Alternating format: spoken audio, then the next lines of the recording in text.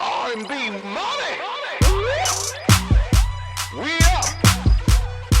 Tank. J Valentine. We are the authorities on all things R&B. Ladies and gentlemen, my name is Tank. I'm J Valentine. And this is truly the R&B Money Podcast. Yeah. This is the authority of all things R&B. Oh shit, he yelling. Like a motherfucker. You know what? Let me switch to a more prestigious tone. Because we have Tone and accent? yes, we have All right, shit. in the building, we have a master of the craft. For sure. We have deity in the building. His work is biblical. It is etched in stone, The Book of Songs. just as the Ten Commandments. Yeah. It is etched in stone. I speak of a man who spans decades of R&B excellence. He sits on the board of the R&B Elders Association. He is a rule maker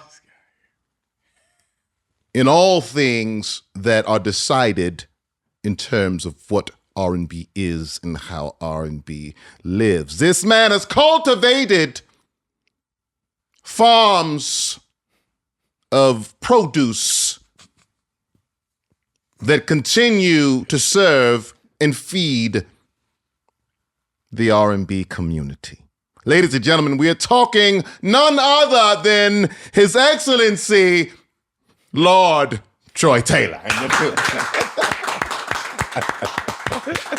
Wow. Lord I have never. Troy Taylor. Lord himself, as you can tell by the beard, that is a Lord's beard. Thank you, brother.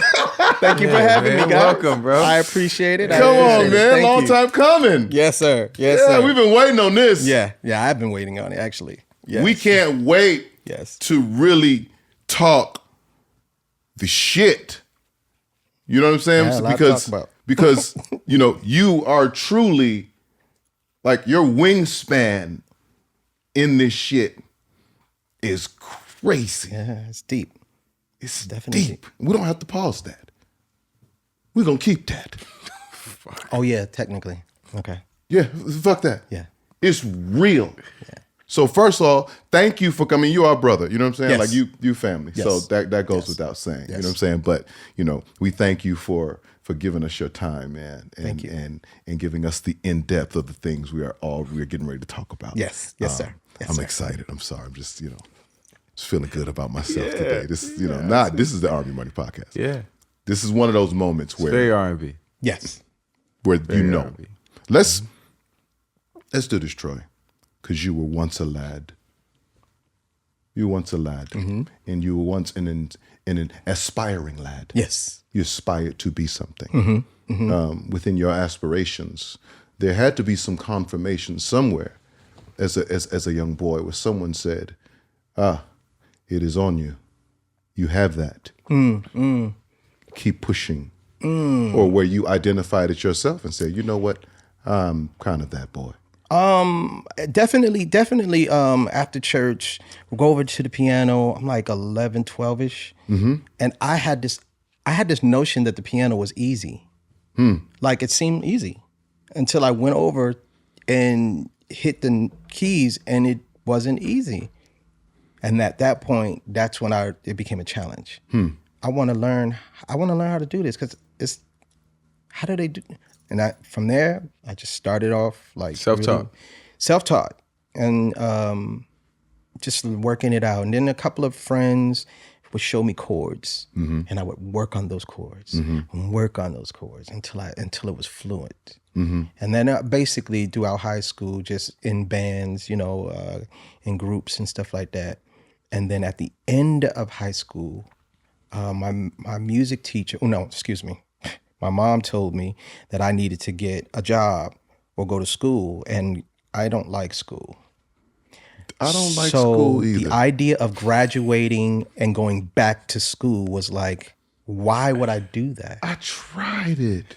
So I didn't try it. You didn't try I'm regular out. school. It's like I'm out. Fuck yeah. So my music teacher, Mr. Bowie, suggested, because I told him what my mom said, and he said, I have this school in Hartford that you should check out. It's a 2-year program. Because you're from Connecticut. I'm from New Haven, Connecticut. New Haven. Yes, sir. You're jumping up to Hartford now. Yeah, and it was a 2-year program. So it's simple. It's 2 years, get your diploma, and you out. So I thought that was a great compromise. Told my mom, okay, I'll do that. Because 2 years, I'm done. Yeah. That's it for me. But within that 2 years, that's when it was jazz theory and record production. Ooh. Jazz theory And record production. So in that school is where I would learn 251. Once I heard what it sounded like, I was able to, that's what it's called. You know, my whole life, I hear it. You hear it in Stevie Wonder, you hear it in Earth, Wind & Fire, Right. you hear the turnarounds, but you don't know what it's called. And then through that, going to school, I learned what the language, 4-chord, the 3-chord, the 6-chord, the 2, you know. And the record production, they were a little behind on technology, so I didn't really learn too much about that. I had already had my 8-track, Gotcha. you know, I was already ahead of them. Yeah. But the jazz theory is what clicked for me. And after that, I hit the streets. Really? Did you finish the 2 years? Did you do I 2 did years? finish the 2 years. I graduated, and then after that I realized, oh no, this is what I want to do. Of course, I was an artist first. Many people While don't you know were that. in college? No, I was an artist that all the way up to 22. So after college, I was still in a group. I was still in a group. Hold on, when you get in the group? I was in a group What's that? through our high school. What's the name of the group? Yeah. Okay, so the first group I was in was called Sweet Attraction. Sweet Attraction. Yes. That's absolutely R&B. Yes, very R&B. And Very then R&B, very baby face. Very baby faces. Sweet Attraction. You heard them think Sweet I Attraction? feel like LA and Babyface somewhere in there. Like, yeah. It was Breed. Was there some curls involved? Yeah. Yeah. I did. had to be I Sweet did that. I Attraction. had Gotta be curls. some gel in Without there. it. I had a little Jerry curl. Yeah. I had Jerry Okay. curl. Sweet Attraction. Yeah. And then I was in a band too. I can't think of the name of the band. Guys, don't kill me. I can't think of the name of the band, but it was just me. I was a keyboardist, and we had a bass guitar player, drummer. I forget the name of the group. And then I was in my last group before I went on my own with Shamari. That's the name of the group, Shamari. Shamari. Yes. Was it Just like like a part of Shalimar, Shalimar? Call of- Yeah, Yeah. like it was like a Shamari. spinoff. Shamari is a Swahili word. Well, what does that mean? I don't remember. All right. I know it's a Swahili word, but right. yes, I was in Shamari, and just Well, they watch as- this in Africa, so somebody gonna Somebody go. Oh. We've been waiting. So I got out when I got out of that. That's when I went on my own, and being so anxious, I ended up signing this record deal that was horrible. It was the horriblest deal you could ever sign. Like a local record deal? So what or- makes it? And What I went makes to it New that York. bad? Well, I'll tell Major you this. label or indie? It was an independent label. I'll Okay. tell you one thing that made it so bad. I signed my publishing away for the rest of my life. Shit. Wait, what? That's how bad it was. In perpetuity. Period. I was anxious. Oh my I didn't get an God. attorney to look at the deal because I was anxious. I was 20 years old and I was trying to leave. I was trying to get out of New Haven. I was trying to. And do you remember how much money they gave you for this? I don't remember, but it wasn't a lot of money. It was a horrible deal. It was just enough to get out. Yeah, it was enough to leave. I don't even remember getting paid actually. Yeah. I tell this story because I like to tell people so that they can know being anxious is not It's a rushing. bad place to make a decision. Yeah. Yes, rushing, Yeah. being anxious, and being like, It's almost under your own duress, right? Yes. You put this pressure on yourself. yes, You know what I mean? You was back horrible. yourself up against the wall in a sense to where anything looks good to get off this wall Yes. or to get out of this corner. Jesus Christ. Yeah. So your so throughout my teenage years, I did record stores. I worked at record stores, and I felt like, if I'm going to get a job, I'd rather work at a record store to keep me close to music. But I would read credits all the time because that's an art in itself. Yes. And there would be one name that I would always see, and it seemed like every time I saw his name, it was attached to something I liked, and his name was Timmy Regisford. And so that name always stuck in the back of my head. So let's fast forward to this record deal. I'm signed to this label now, and they asked me for my single, who did I want to get to mix the single? I said Timmy Regisford, not knowing that they would know him. And they said, "Hey, get Timmy on the phone." I'm like, "What?" Oh, that blew your mind. What? Yeah, that blew your mind. So long story short, fast forward, I'm going to meet Timmy Regisford. So they scheduled the mix. I think it was on a Monday. I came up with this plan to play 3 tracks, 3 beats that I did have songs to them, but I won't play that. I'll play the music, hoping that he will say, "Where's the song?" Then I would say, "I have the songs." And then he would say, "Let me hear the songs." And I would say, "I don't have them with me, but I can come back to get a meeting." Well, that was in my head. So through the mix, during the break, he broke to get something to eat for lunch. And so when he went to the lounge, I asked him if I could play him some more music. First of all, I thanked him for, doing the mix. And I said, "Can I play some music?" I had the boombox. You know when that was. Yeah. With the cassette deck, Yeah. And so he said, yeah, he was eating, and I played him. I gave him the cassette. He got in the middle of the second beat, and he was like, "Where's the song?" So I have songs today. He said, "Let me hear them." I don't have them, but I can, I definitely can come back. I can, He was like, "Okay," and he scheduled a meeting for Wednesday at Motown, because he worked at Motown. He was a Motown executive, A&R. Did you not know this yet, or you did know this? I did know, but I didn't pay attention to that because I was just looking at the fact that this is Timmy Regisford, whose name is on the back of so many things at Motown, and you like. I didn't think about that. And so I came back Wednesday, took the train, came back, and had a bag full of cassettes. And I played him all my music. He got so into the music and so into me as an artist that he bought me out of that contract. What? And signed me to Motown. Wow. And in this turnaround for this said indie label, how long was that?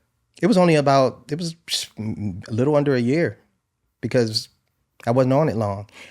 Now, during the course of this horrible deal, the reason why I found out how bad this deal was, because at that time I was working with who would then become my partner, Charles Farrar. Mm-hmm. I met him at this horrible label. He was just there using the phone. What? He was just there using the label to use the phone and do meetings. He didn't using the phone. Yeah, because he would just go there to have meetings and stuff. Just to use, he knew the people there, so he would just use the office phone and to do meetings. Yeah, no, I'm here. I'm up here right now. yeah, no, it's popping. Yeah. Let's meet here. It's this new kid. He just pulled up. Yeah, he just pulled up. We own him. We own him. Shit. So one of the persons that did actually work there was his friend. That's how he. You know, and so it was him who suggested to Charles, "Hey, why don't you have this kid who came up here? You should have him play keys for you." And so Charles got my number and called me and asked me to come to New York to do keyboard work. I didn't really know him, but he paid me, so And then I would do that a few times before I realized, like, dude, what do you want?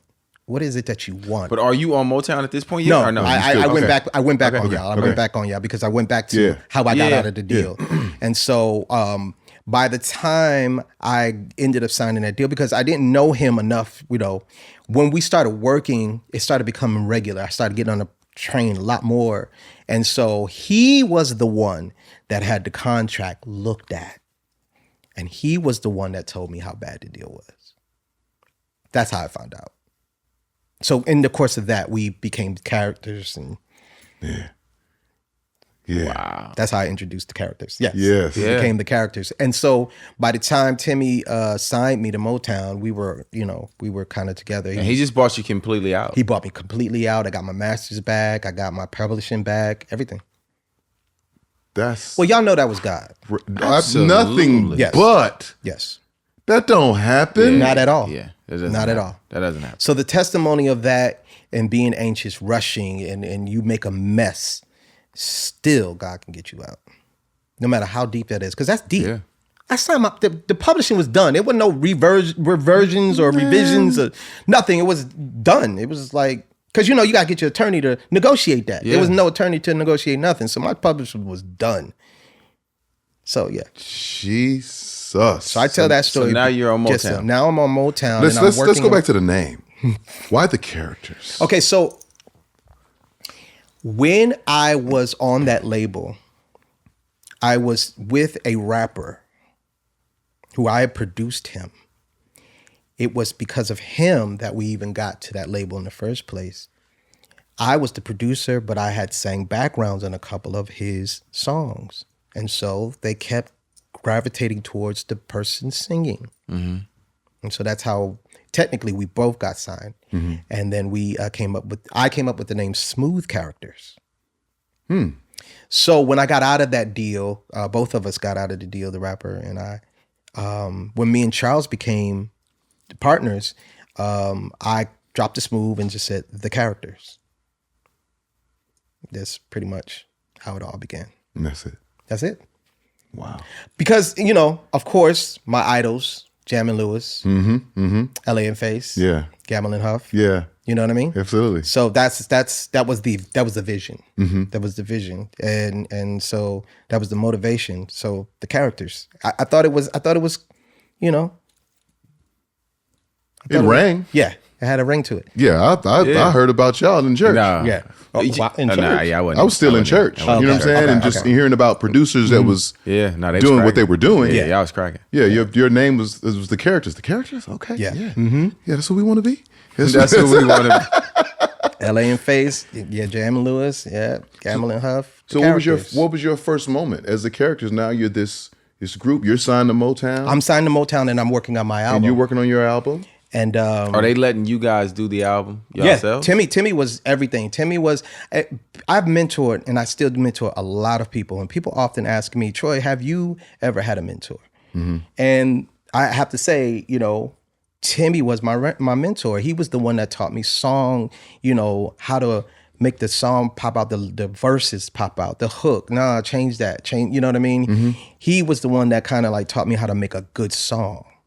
How to format a good song. Yeah. So I have to say that was then. And within that time, he already heard all my music, so he trusts me. So he let me do the songs that I wanted to do and make the album and everything. So you made a full album while you were there? I was making the full album. Okay. And then he took some of my songs, watch this, and he had a meeting with Cheryl Busby, who was the that president. Who's the president? Love that already. You already know because you was Joe Bubsy. Yeah. So Gerald came in. Timmy played Gerald some of my songs, and Gerald took a pad, sat on the couch, kicked his shoes off, and he would write the names of the songs down because they had groups and they had people sign other artists. Yeah. So if I'm not keeping it for myself, Who there's can a this lot of fit? songs. Right. And at that time, I did a lot of harmonies.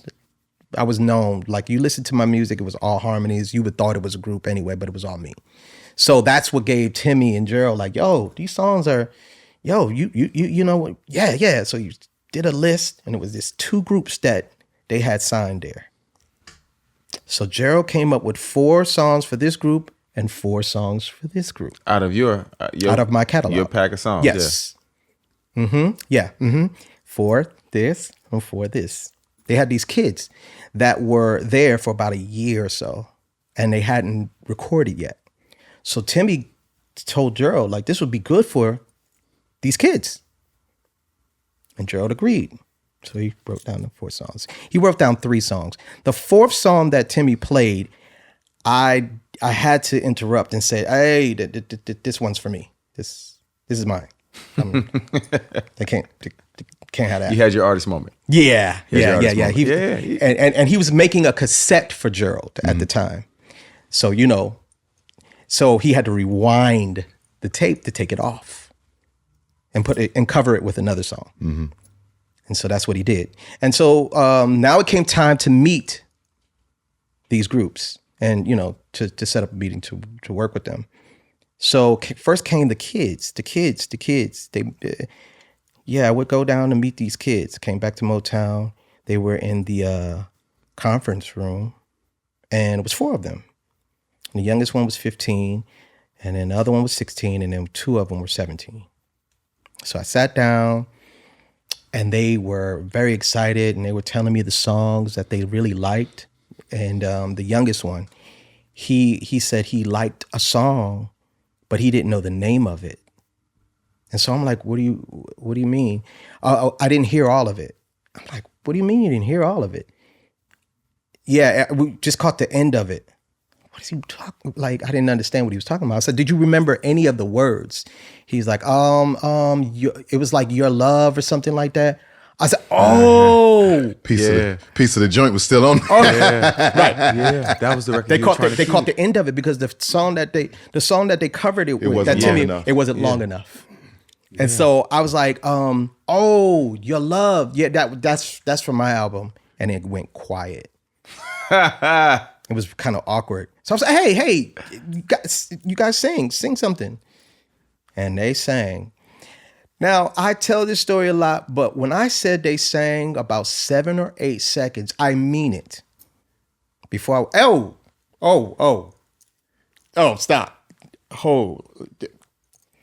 Y'all, and I looked at the youngest one and I said, you can have the song.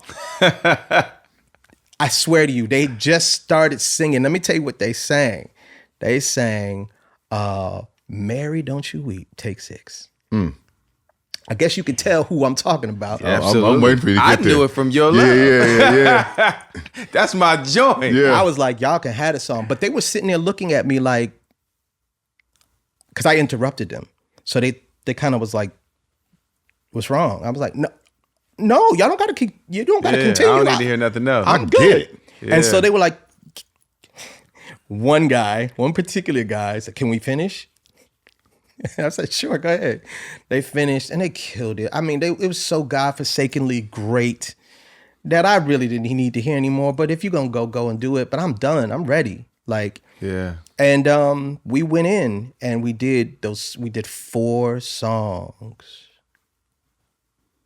Needless to say, a year later, these kids was known all over the world as Boyz II Men. Biggest group in the world. So now listen, I'm finishing, but check this out. Remember,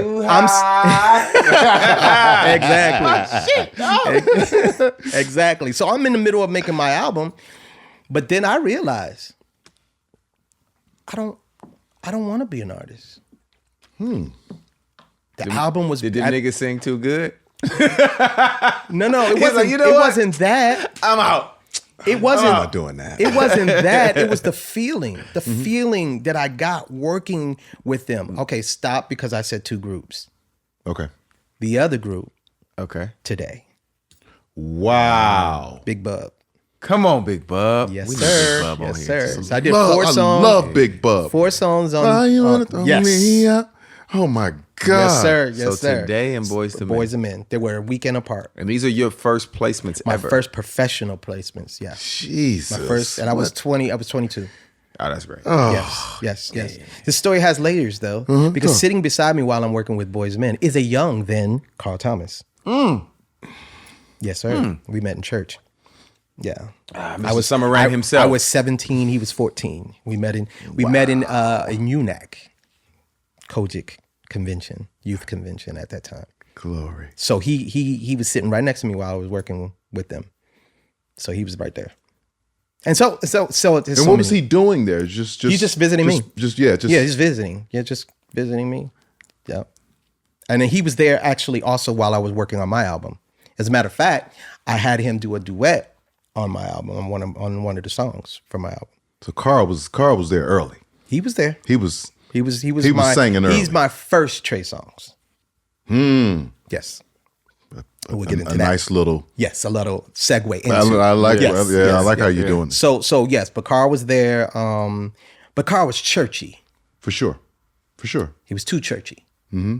And he knew he was too churchy, and he wanted to do R&B. And I'm like, Carl, if you want to do R&B, you all that you can't be doing all that. But he couldn't help it, and he would get yelled at. I was if I was hard on anybody in my career, I was hard on him. Real hard, like, because he wanted to do it. I'm like, I'll make a deal with you if you stop doing that. Then So he would visit every now and again, and that's how it all. He became. That remind me of Keith Sweat. He said he got an LSG. He told God rest his soul, Jill Levert and Johnny Gill, y'all growl one time. I remember that on this album. He was getting out the and room. I'm leaving.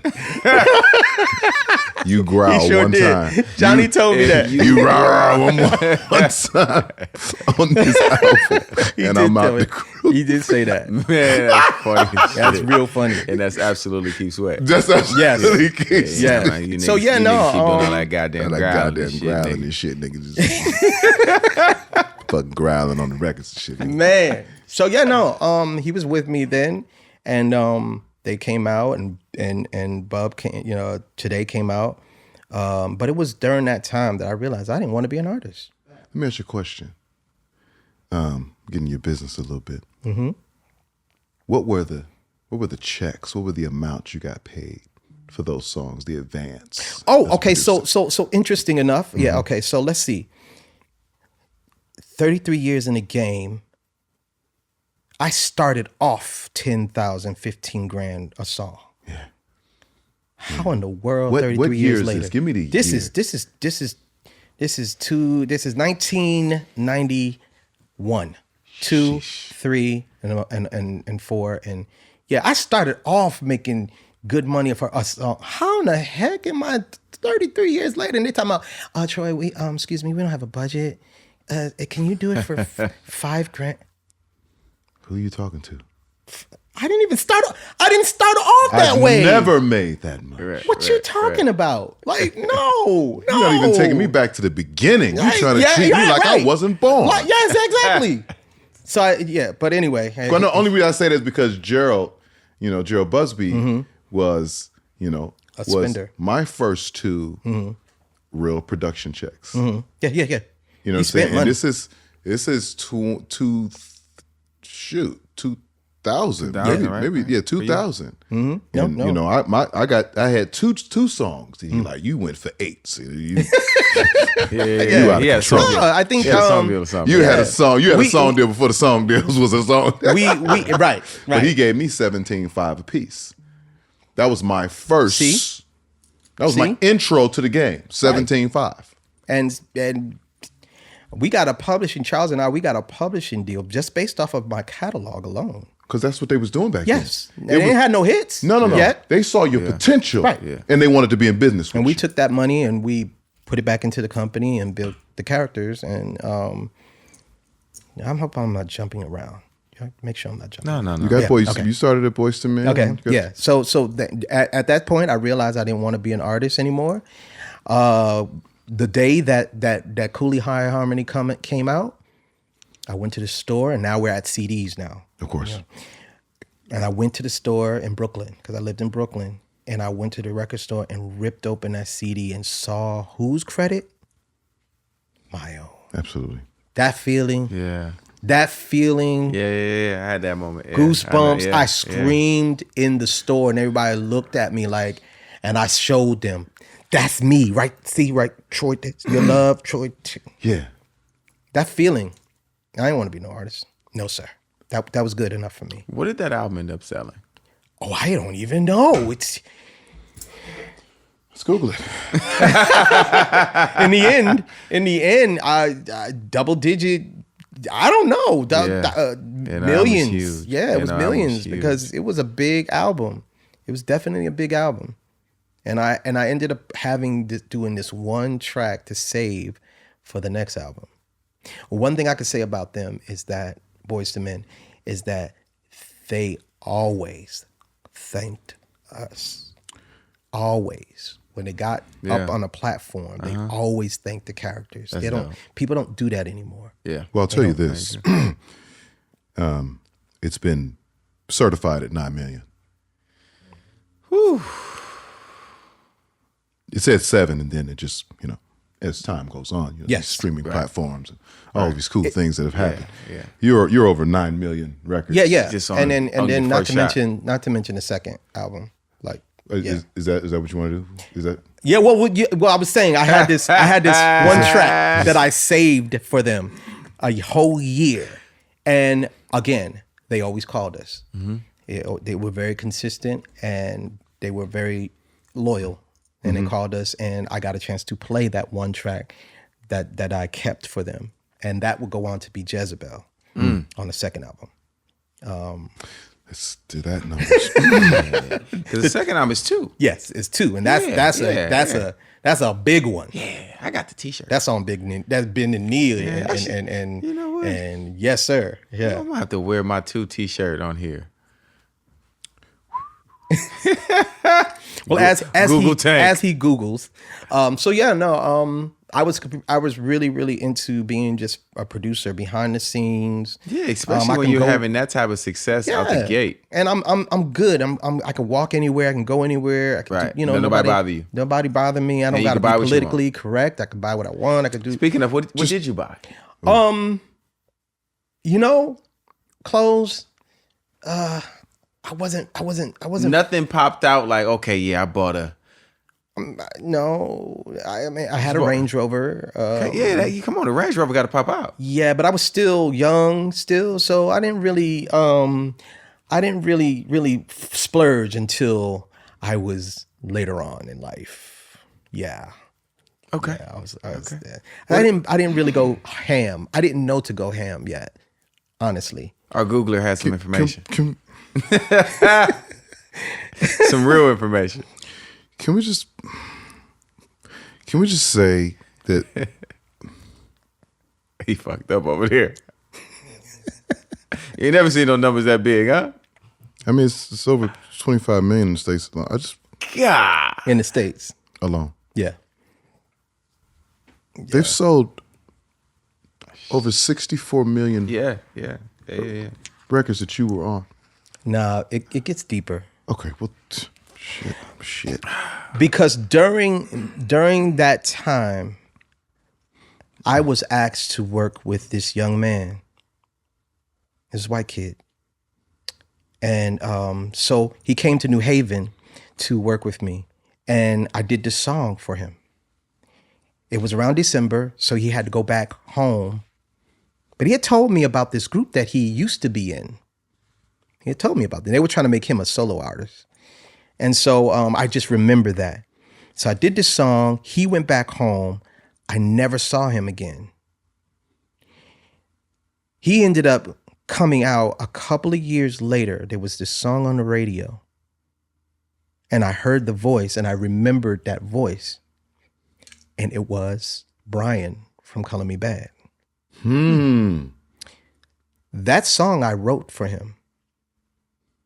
Because who he was with, he was trying to get in touch with me, but they wouldn't give him my number because he had fell out. They had fell out. Yeah, okay. So he couldn't get in touch with me. So that song ended up on that album, that first Color Me Bad album. So I ended up with the one song on Color Me Bad and then the 2 songs on Coolie High Harmony. Now go look that album up.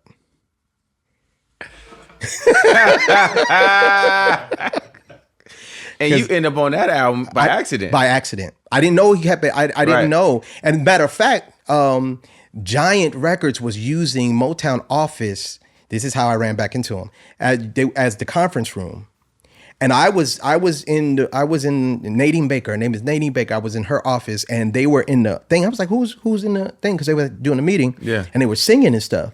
And so when they came out, it was like my back's like this, to the door. And I turned around and I saw him, and I was like, "Yo, that's yo Troy, and he's telling everybody this is Troy who did what's this turn back what's the name of the song turn back I forget oh my goodness Lord I forgot the name of it. You sold so many records. Yeah.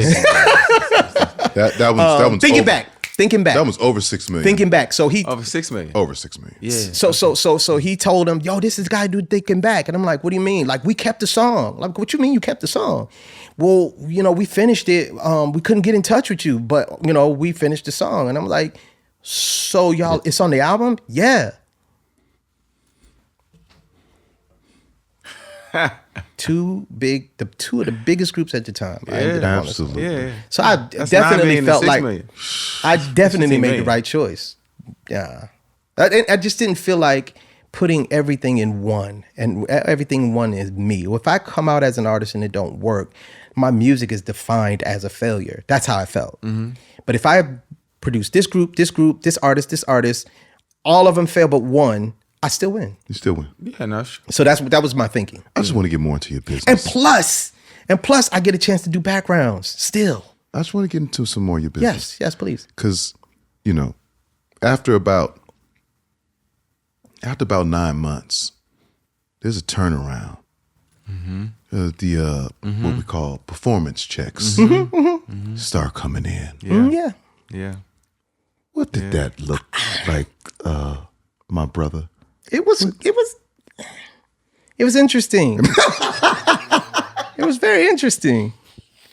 I tell you, To say the least. listen, it was interesting. One thing I will say, with Charles, we were very smart in how we handled our money, in the sense of, Charles being from business, we did a good job at being preserved and not, being crazy with it. And that's why I'm saying I didn't know to be crazy with money like that in the beginning. I'm about to say, 'cause there has to come a time. In the beginning. Yeah, there has to come a time. Yeah. So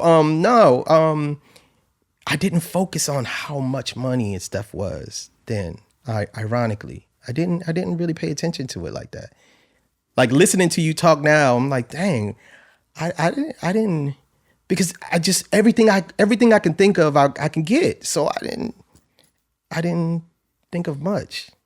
I had never seen money like that in my life. I Performance checks start just- coming in. Well, because, I think, because most people are artists. Yeah. You know what I mean? But us being writers and producers, like my first hit record was 100% me as a singer, as a songwriter, producer. And I'm the artist Right. on the song. Performing and everything. Yep. So, I had never seen a 6-figure check with that much money on it ever in my life. I didn't even know it was possible. I didn't know the check was coming. Right, because you don't know the timeline, nothing. I don't know at that nothing. I was point. like, what is this? Yeah. Who sent this? Right. Yeah, what's them fake checks they used to send the niggas? The sweepstakes. You've been approved. Yeah, what are those I used to checks try to cash called? them motherfuckers all the time. I They can't said think of that. right I can't here. think of the name of I those got people, it. man. Publishers Clearinghouse. Publishing Clearinghouse. Makes it, and now you're getting a publishing Yeah, check. it All said this I shit fake. won. All of it's fake. It says I It's all won. fake. It's all fake. I was like, what the fuck is this? Yeah. And nobody was explaining to me, like, see, you were more immersed into the business Yes. than I was. Yeah. I didn't know. Because I wasn't an artist anymore. I So know that's what why the fuck yeah. was going on. Yeah. Yeah. Money just started raining in. I was like, well, obviously we got to buy some shit. That's what you do. That's what you do with doing money. Just go buy some Buy shit. Yeah. But that's, I think that is the common mistake Yeah. with For sure. singers, songwriters, And money producers. is big, but it goes so fast. It goes so fast. They have no idea how fast it goes. Because, you're once the checks start, once it's like 2 checks, then in your mind, oh, well, shit, this is how it's gonna be. Yeah. It's always gonna be like this. And you spend based on that thought process. Yes, sir. And then that uncle you never knew you had. I didn't have that problem. I didn't have a lot of family members. It's not even. No. I'm not a real family member because we're all not. right. We're not white. Right. Oh, you're talking about uncle. That uncle. That nigga Sam. Yeah. Sam. Yeah, him. That nigga Sam. That's Hey, you ain't you say nothing for me? Yeah. He like, I ain't really had no family. Yeah, no, yeah, you yeah. had some I just- family, all right? It just hit me. It just hit me. Yeah, Of you that had- uncle. You ain't say nothing Yeah, for me? yeah. Yeah. He coming. Oh, like man. this with that dumbass hat on. Yeah. Oh, this is, you ain't saying nothing for your boy. Oh, we got to tap you. Yeah. Yeah. You got to pay him too. Yeah, I think that there should be education on that. We talk about Definitely. that. Right. There Definitely. should be education. Definitely. Niggas ain't gonna listen. Niggas ain't gonna listen, man. I hear you. No, You might because- get 1 out of the 100. But at least to get the information, though. At least there's a But the a information space. is out there. But It is it's definitely not out being. there. But it's not being served. It's not on the menu. No. Well, we're the new menu, man. Yeah, I'm just Yeah, saying we're yeah, the new yeah, menu. yeah. We're the new menu. You are definitely a new menu. So it's like, and you saying that, gives that, that perspective that's needed, that guys, listen, when that money comes in, like, think about the future of that money. Yeah. Think about that this shit don't last. But at some point, you blew the bag, though. You blew it on something.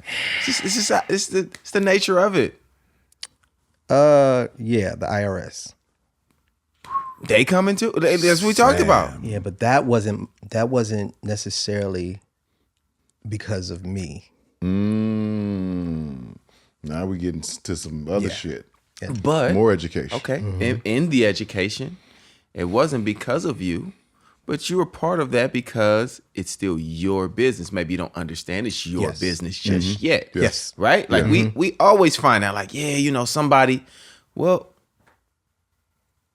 did you take the time to say, hey, maybe I should look at this a little deeper? Right. You know what I mean? Exactly. We've all been in Exactly. these positions. We've all just, Exactly. as we work, because a lot of times, especially when you are the creative, because I noticed something you said, and my take on you saying that you didn't even really pay attention to what was coming in and what was going on is because your head was down Yes. and you were working, I was working. I'm a big fan right? of that. Absolutely. And that's something that happens with the creative. Yes.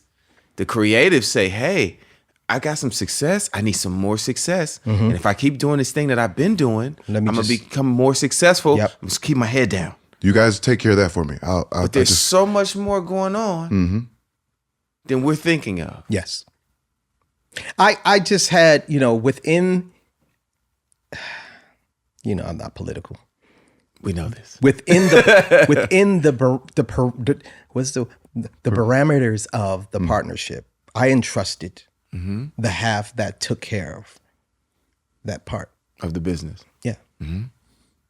So Some when certain things yeah. didn't get taken care of, it affected me later. Was that politically correct? It was very politically correct. Yeah, but it's true. So that was reason why I was in the studio. That's why I can't really answer those questions, because I trusted who was supposed to be taking care of that. Yeah. And so it allowed me to be creative and keep going. It's like such a double-edged sword because it's like, in order for you to be creative, like ultimately creative, you have to trust that Yes. somebody is handling Exactly. the pieces that could interfere with your create. Like, I don't have time to think about Yes. I gotta be in. But then you have to at some point be like, can I see that? Can we just for the weekend just go through the books and just make sure that all is. But it's so hard It's to tough. get out of It's- that it really is. creative space. Especially at what, 22, 23 or whatever. Yeah, you know what I mean? no, 25. 20, yeah. 30, shit. Listen, Like, and you rocking though. you Yeah. rocking, yeah. You rocking. Because you came out, I came out the gate. Gate. Yep. So your name is in every record company's Rolodex. That's how it goes. Yeah. We need them. Right. And that is getting up from that and trying to take a moment to do anything else. Yeah. It's just Yeah. So does Motown cuff y'all? Do they say, hey, we're going to kind of in a sense make y'all staff producers, staff writers? No. It didn't do that. But I will say I did work with a lot of Motown artists. Right. Timmy was just great, man. He was just great. He didn't have the mentality of, if I'm gonna do this for you, then you need to sign this. He didn't have that mentality. He was just straight up. And wherever he needed to say, you know, fix this or do this or da, he just did it. It wasn't strings attached to it. But he also understands, and I love that you said it was no strings attached, because that in turn is actually the best attachment. Yes. When in the end, when it's just good business. Yes. When it's just good business, and I can call you and say, "Hey, Troy, at your height of your height, I need you." Yes. Yes. And how you treat people, I would learn that over the years. I had and even to this day, you know, I have a lot of proteges, and people are like, "Did you sign him?" No. So you working with them, you doing all and you sharing your platform, Did you sign him? No. Why? Yeah. We're working. Whatever we do, I'm gonna get what I need to get. Absolutely. Why do I need to sign them? Yeah. And there was a point where I did jeopardize that, and I did go against what I know, and I did, you know, end up signing some artists. I mean, artists and producers and writers. So I did do it at one point, but in the course of me doing it, it brought me back to why I didn't do it. Gotcha. I learned. I ain't learned. No, there's so much. It reminded me of why I don't do this. There's so much involved in it. There's too much involved. Like, and as far as contracts, people look at it as sign this person. You got to be careful who you sign. You don't know who you signing. It goes both ways. Some people you don't want to sign, and you don't know that because you don't know that. Yeah, and it's according to the industry you're supposed to sign. You better be careful who you sign. The people are crazy, and you don't know that you signing is schizophrenic until they use the contract against you. My contract says you're supposed to and you didn't do that. So what? Like, you still got work to do. You're not even ready. We're not even at that point of the contract. You're not even ready for this. Yeah. But they you know, people start talking to them. Yeah. You should have gotten this. They should have done this to you. But you're not ready. No, but still, you're old. You know you're really owed this. So I'm like, what if I work with you with no contracts? Then I can take my time. If you act silly, do something stupid, I can lay back off you. I ain't got no contract to remind me that you're my writer or my artist. And so that sign-in mentality, nah, y'all can have that. Miss me with that. There's a lot of attachments to that. So you're just gonna do the work. Yeah. And you get paid for your work. Yes, sir. Okay. I respect that. We didn't cover the Cooley High. Boyz II Men 2. Boyz II Men. That up. 2. Yeah, 2. We got Color Me Bad. On accident. Yeah. On accident. We're close to 100 million records already. So. Your math is so fucked up, bro. No, 64. No, listen. Just get out of it. Plus the 9 plus what Color Me Bad. I'm rounding him up to 100. Yeah. Shit. Pretty much. He just rounded it off. I'm rounding him up to the nearest 100. Before we finish, you're going to have 800 million records sold. According to him. For sure. According to Tankopedia. That's funny. Tankopedia. I like that. I like that. Our new shit. 800 million records sold. Yeah. Tankopedia. You got to take that one. Give me, because some of the things that people ask for, and you were talking about this on our pod, is give me Sweet Lady. But before we get to Sweet Lady, it starts with Jonte, who a lot of people don't know was an artist. I thought that would lead into Jonte. Well, actually, so Jonte, my little brother, he masterful. If I can just say that. My goodness that gracious. man has masterful. So I met Jonte. He was 14. Mm-hmm. And Kenny Ortiz signed him. Mm-hmm. No, Kenny Ortiz. And brought me in to work with him. Upon me working with this kid who would just walk around singing songs. But what songs are they? Just songs he made up. Literally. Yeah. 14 years old. What's that song? I don't know. Shit. Yeah. And so I would just so upon this, me working with him, Kenny and some of the other people, some of the higher ups, they all got fired. And one thing, Jonte wasn't worried about getting dropped. He was worried about whether I was going to still work with him. Because he felt like, well, now that I'm not signed anymore, he's not going to want to work with me. Well, no. I got on the phone with his mom and I got on the phone with his manager at the time, Chris Young. And I told them, listen, this kid is crazy.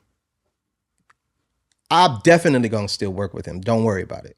And so I'm like, there's something about him that he doesn't understand yet, but we're gonna definitely work on that. Now, during the course of that, Jonte ended up doing a song with Teddy Bishop. What's the name? Can you tell me what's going on? With Lisa, what not her name? I can't remember the artist. But he worked with Teddy Bishop and did that song. And he was still young. Right. So, but that was just over there. I didn't really know too much about that, but I just still remembered this kid walking around singing these songs. I'm trying to say, what song is that? I just made it up. And I'm not talking about a couple of lyrics here and there. I'm talking about full songs with the hook and everything. And I'm like, so I'm like, listen, I'm going to show him how to take this thing that he does and make some money off of it. Like really, seriously. So anyway, he got dropped. And so the new people came in and they brought their kid artists, same age as Jonte. And then they had a nerve to come and ask me to give them a song for the kid, the new kid. I'm like, you just dropped my little brother. How you gonna ask me to? Music business, baby. Yeah. But I'm still the characters at this point. So we got that 23rd Street studio, Broadway and 23rd Street, and that's a very expensive area. I gotta pay rent. We gotta pay rent. And Charles reminded me of that. Yo, we got it. Yeah.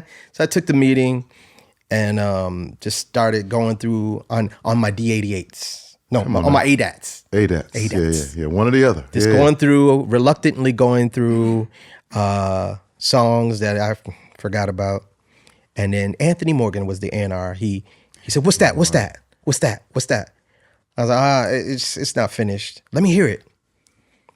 And I play it and he goes, I like that. I'll finish that. And I'm like, it's just an idea at this point. Yeah, it's just a hook and a track. And I'm like, it's like 2 years, it's like a year and a half old. Yeah. I forgot about it. I only reason why he heard it is because I stopped on it playing like, what was it? Oh, okay. Hey, wait, go back to that. That's how, So he left.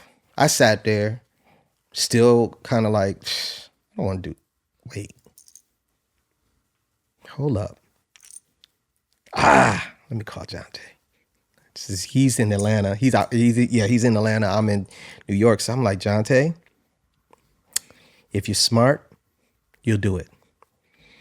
If you're not smart, you won't. What are you talking about? What are you talking about? Listen. I'm gonna play you something over the phone. And what people didn't know is that he had a great memory. Like he could go to the movies and see a movie, and then give you dialogue of the movie. Like his memory was impeccable. So I knew he had a great memory. So I'm like, I'm gonna play you this song over the phone, and I need verses. But Jonte, I need the verses to be very conversational.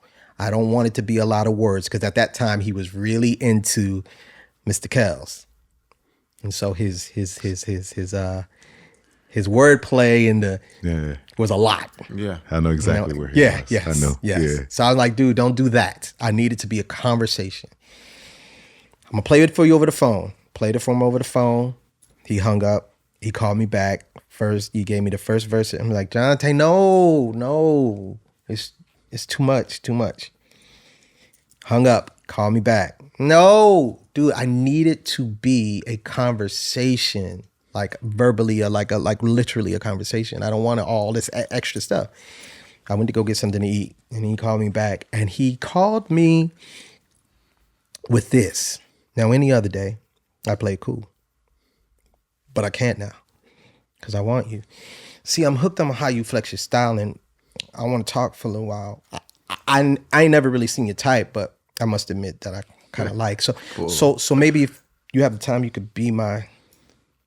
We could talk about you being my Sheesh. Yeah. We can talk about you being my. That's Full the. conver- That's full conversation. that's a full Full conversation. Full conversation. That's how you write a goddamn verse. I said, put it on the answer machine. Put on the answer But machine. because, you know, and so I did the demo. Oh, say it again. Yeah, I did the demo. Yeah. Flex that. Yeah, I did the demo.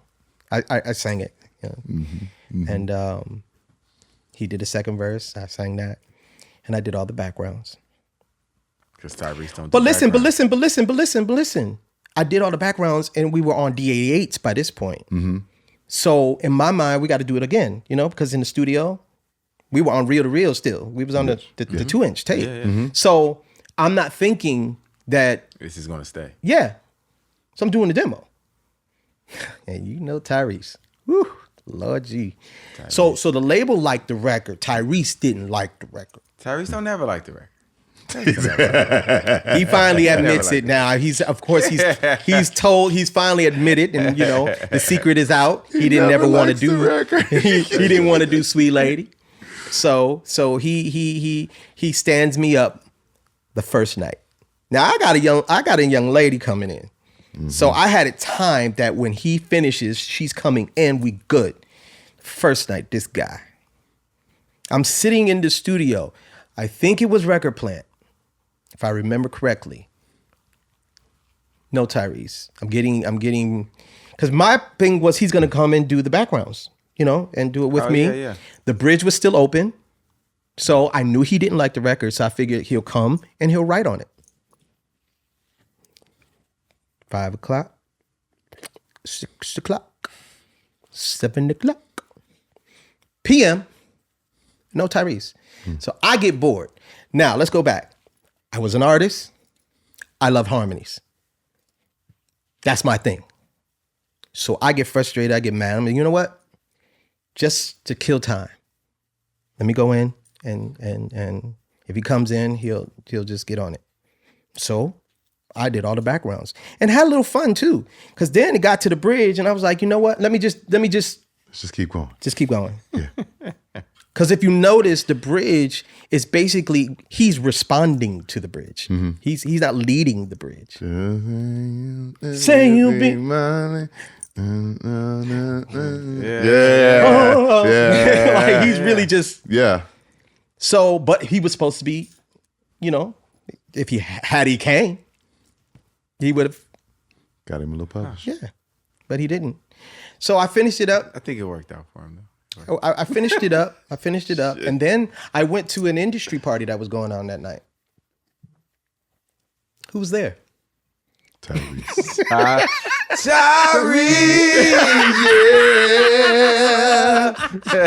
That's his thing. Oh, wait till oh my gosh. Speaking of that.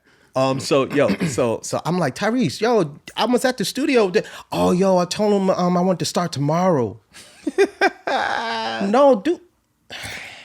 Record Plant had to at least be somewhere between 2,000. Oh yeah, no, he waits 2,500 Easy. a day. Come at back, that, you know. Easy. Charles goes and picks up the young lady. She's sitting next to me. I'm working with Tyrese. I knew he didn't want to do the song, so I couldn't be Troy Taylor. Gotcha. Troy Taylor was a little bit hard back then. Pause. You know, a little bit. You know, very Authoritative.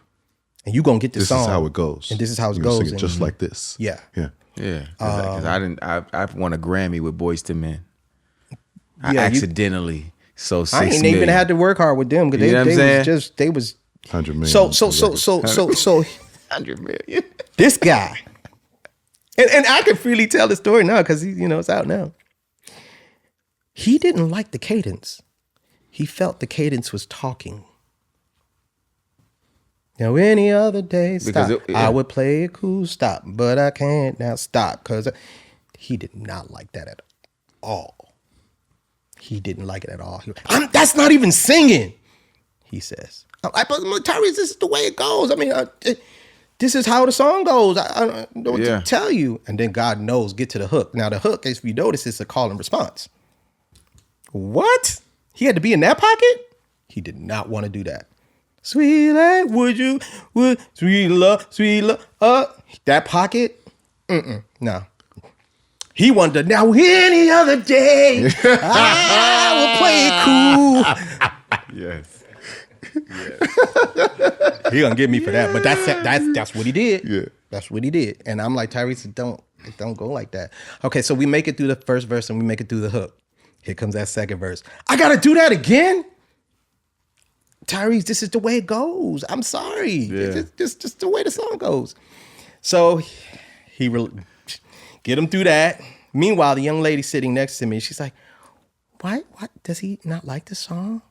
Nah, why not? It's a nice song. It seems like it would be a nice song. This is her first time ever in the studio. She ain't never been in the studio, but she's just witnessing him just giving me a hard time. And as much as I really wanted to be Troy Taylor, I couldn't because I would be giving him a reason To get up out of there. Yes, and I could not. So I had to get it done. I had to get it done. And when we got to that hook, and when we got to the bridge, if you noticed, he just ad-libs. So out of that bridge comes back the hook, and technically we're supposed to come back to the format. If you remember, he goes, and I'm like, I come back. We one more time, Tyrese. I promise you, if you just do it one more time, this way, I'll let you do whatever you want. So one take, that whole thing, one take. That's what he wanted to do all along. One take. He had to get his shit off. He had to get off. And I know that. Yeah, to get his shit off. You're supposed to at that point. Let you do. Yeah, I'm gonna let you do that. You know what I'm saying? Yeah. But let us. Let me give you the form. Listen. When you do a song, it ain't about you. It's about the consumer. Yeah, they need to know what that melody is. You singing all over the ring because you can do all your little runs. They don't know. The fans stop singing. They don't know. They like it. They know it sounds good, but they don't know what they're singing. What am I? What's my part?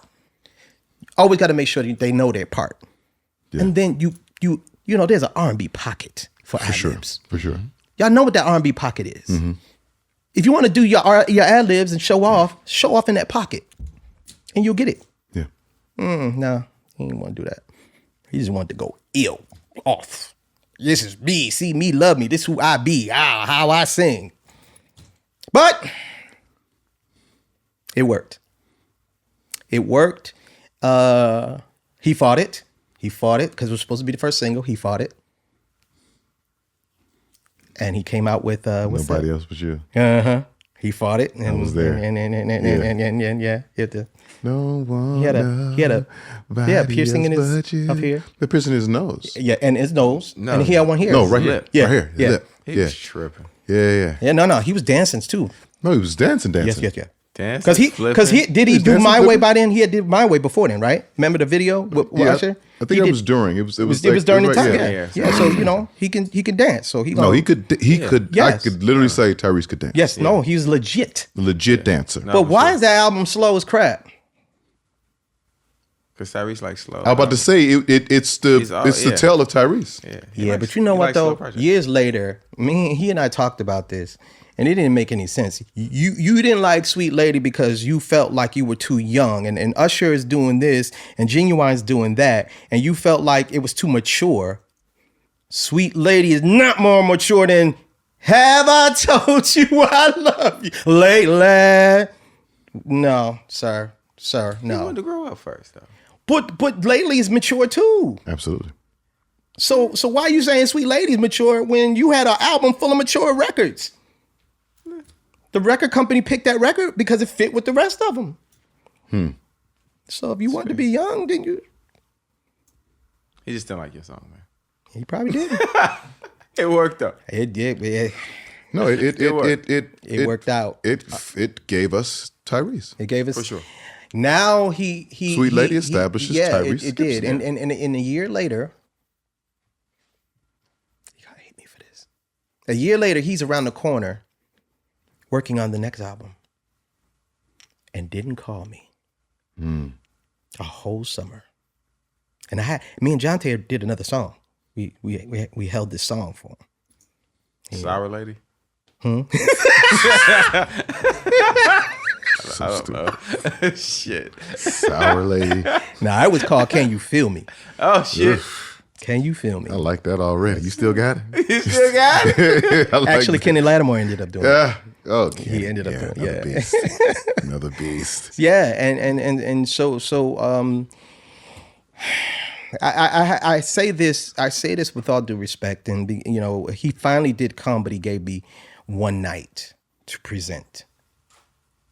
And when he heard the song, he felt like it was too close to Sweet Lady. And I felt like it would be the perfect comeback. Yeah.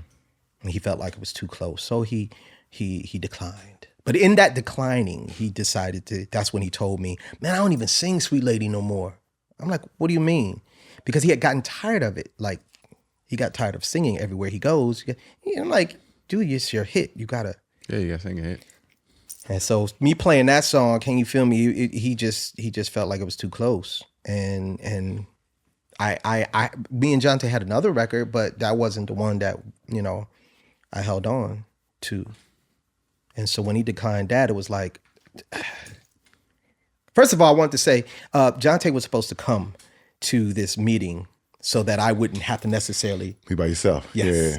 Yeah. And Jonte didn't come. So I ended up with Tyrese by myself again. You needed a tag team. You needed I needed that. I needed that. the jumping. And when he said he couldn't make it, it was like, because they're the same age. So it was like, yeah. And now we're successful. We have a successful record. So it's legit. Nah. And so we ended up doing this record. And I felt like, now I don't have to push him. Now he can sing it the way he wants to, but I only have one night to finish this record. A song called Tell Me. And I'm teaching him the record. He gets mad at me. Yo, man, why you riding me? I'm like, dude, I'm just teaching you the record. I promise you, once you learn it, you could do it the way you want, because you're Tyrese now, He does it, but he's still agitated. And I know him. This time I'm like, I'm not trying to agitate him because I need to get the record done. I only got one night. He's got a photo shoot, I think, in LA. So I had to get it done. I got it done, but he didn't end up keeping it. But this would go on to be the beginning of the breakup of the characters. Because we didn't get on that project. Charles was very upset, and he blamed me. Now, in partnerships, you can argue, you can do whatever, but one thing you don't do is this. Yeah. You don't point a finger. You don't do that. Mm-hmm. And he did that. Because of you, man, we didn't get... It was Clutch Jay's Pearls? fault that my album Stronger didn't work.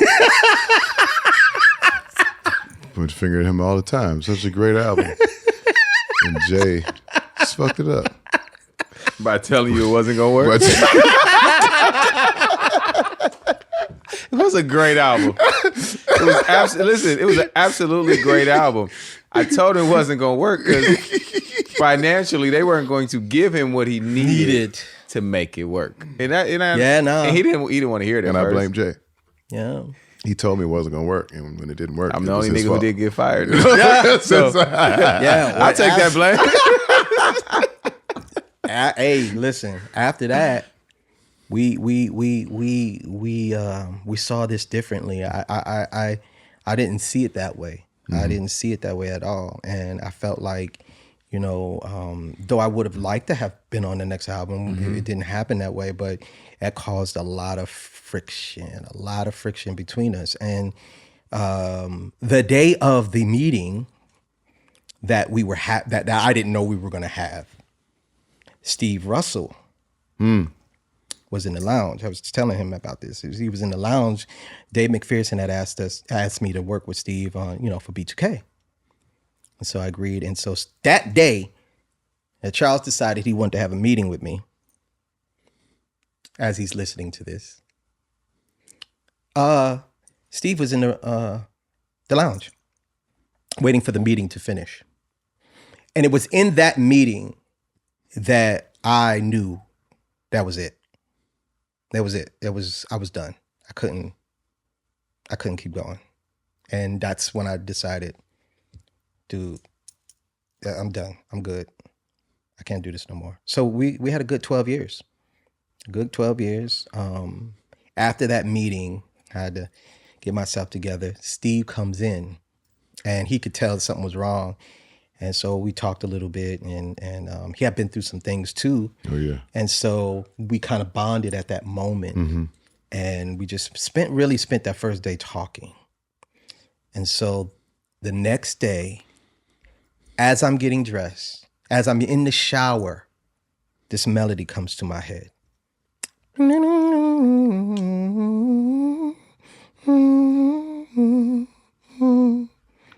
I'm like, okay, I'm gonna remember it. Don't worry about it. No, don't trust it. Got out of the shower, went downstairs, figured the melody out with the chords, just so I wouldn't forget it. I did the track real quick because I was about to meet with Steve again. And the motivation for that song, what was out was You Remind Me, Usher. I felt like if B2K had something like that In that space, yeah. it would get taken seriously. Yeah. You know, not so kiddie. Yeah. And so I did that. And when I went to the studio, I played for Steve. And I told him they need something like this. Yeah. And that's why when you hear, you know, Why I Love You is like You Remind Me. It's the same. You can mix them. Yeah. So Steve, of course, Steve is freaking genius. He got it immediately. He knew exactly. Yeah. So we sat there and just figured out what we want to talk about. What can we talk about? And he started humming. I'm like, man, if you don't get in there.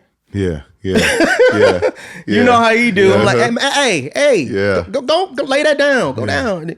He started doing that. And then we got to the fun part. Between me and him and them harmonies, man, that whole background, we exhausted every harmony you could think, every note you could think of. You can't listen to Why I Love You and come up with a note that we ain't doing that. Yeah. We did them all. Because when he go out, I come back. Yeah. When I come back, he got another one. And I come back, I got another one for you. And we filled that background vocal up with as many harmonies we could think of, having fun. Yeah. And Steve did that. He did that. There's another part of this story though that has never been told. You know, because when it came time to do the song, Marion's voice was a little hoarse. And we needed to get, here we go again. We only had one night to do the song. You see my career? Like one night to do the song. That's the story of my career. Duress. No one knows that about me. I was always under pressure. Troy, they got to get back to school. They got to get on the plane. You got to get it done. And so there was some notes that he just couldn't get out. And, So Steve's vocals on there is... we did what we had to do. Yeah. Listen, you know, as producers, you do what you got to do. Those kids don't care when they listen to that. You stitch we had to stitch stitch some endings. Yeah, I think we did a good job. I mean, Stitch a few. Yeah. And that's no taken away from. It was the real. His voice was he'd been all day. His voice was changing too at that time. And it just it put him in but we had to get that song done. It wasn't no second session thing. So we did what we had to do, and we, just here and there, just a little bit of AI, just a little bit of AI, human AI, human AI, and it came out really good. I think I absolutely came out. I made up for it, on the bump. You did bump. I produced the vocals. Yeah, no shit. I didn't know that. Y'all didn't know that? No, didn't know that. Yes. Didn't know that. Mr. Sir couldn't leave the state. And so Dave McPherson asked me to produce the vocals. And so they came to New York. And so, and this time, Trey's sitting next to me. I like how all of this. Yeah, Trey's sitting next to me while I'm doing. He's 16. He's sitting next to me while I'm producing bump, the vocals for bump. Uh-huh. And so at that time they were young, so booty go bump. Booty was the word in question. Do we want them to sing booty? And I didn't think there was nothing wrong with it. It was like, nah, they don't. Booty was racy then. At Yeah. that point in time. How about that? Yeah. Booty was racy. Booty go bump because Mr. Sir wrote booty. Of course he wrote booty. Yes. And so I was conflicted at that point where, what are you going to do? And I said, well, okay, well, let's say body. See that sexy body go. But if you listen closely, it's both. It's booty and body Together. Now go back and listen. Watch you hear. Booty body. It's at the same time, saying at the same time. Body booty. Booty go body, and it's on top of each other. So yeah, we did that, and then I did another song, Girlfriend. I vocal produced those vocals as well. You did a really good job. Yes, sir. Yeah, I like to think so. Really, I'd like to think so. I had J Book doing the verse on Ping Ponging off of a Mariana Girlfriend. Because they sounded amazing. Yeah, those songs sound amazing. They sound legit. They sound legit. And swag, and that I will go on to segue into a quick story with no names. Yeah, so I would go on to do this other record because it was becoming a thing now, and I would go on and work with this one artist.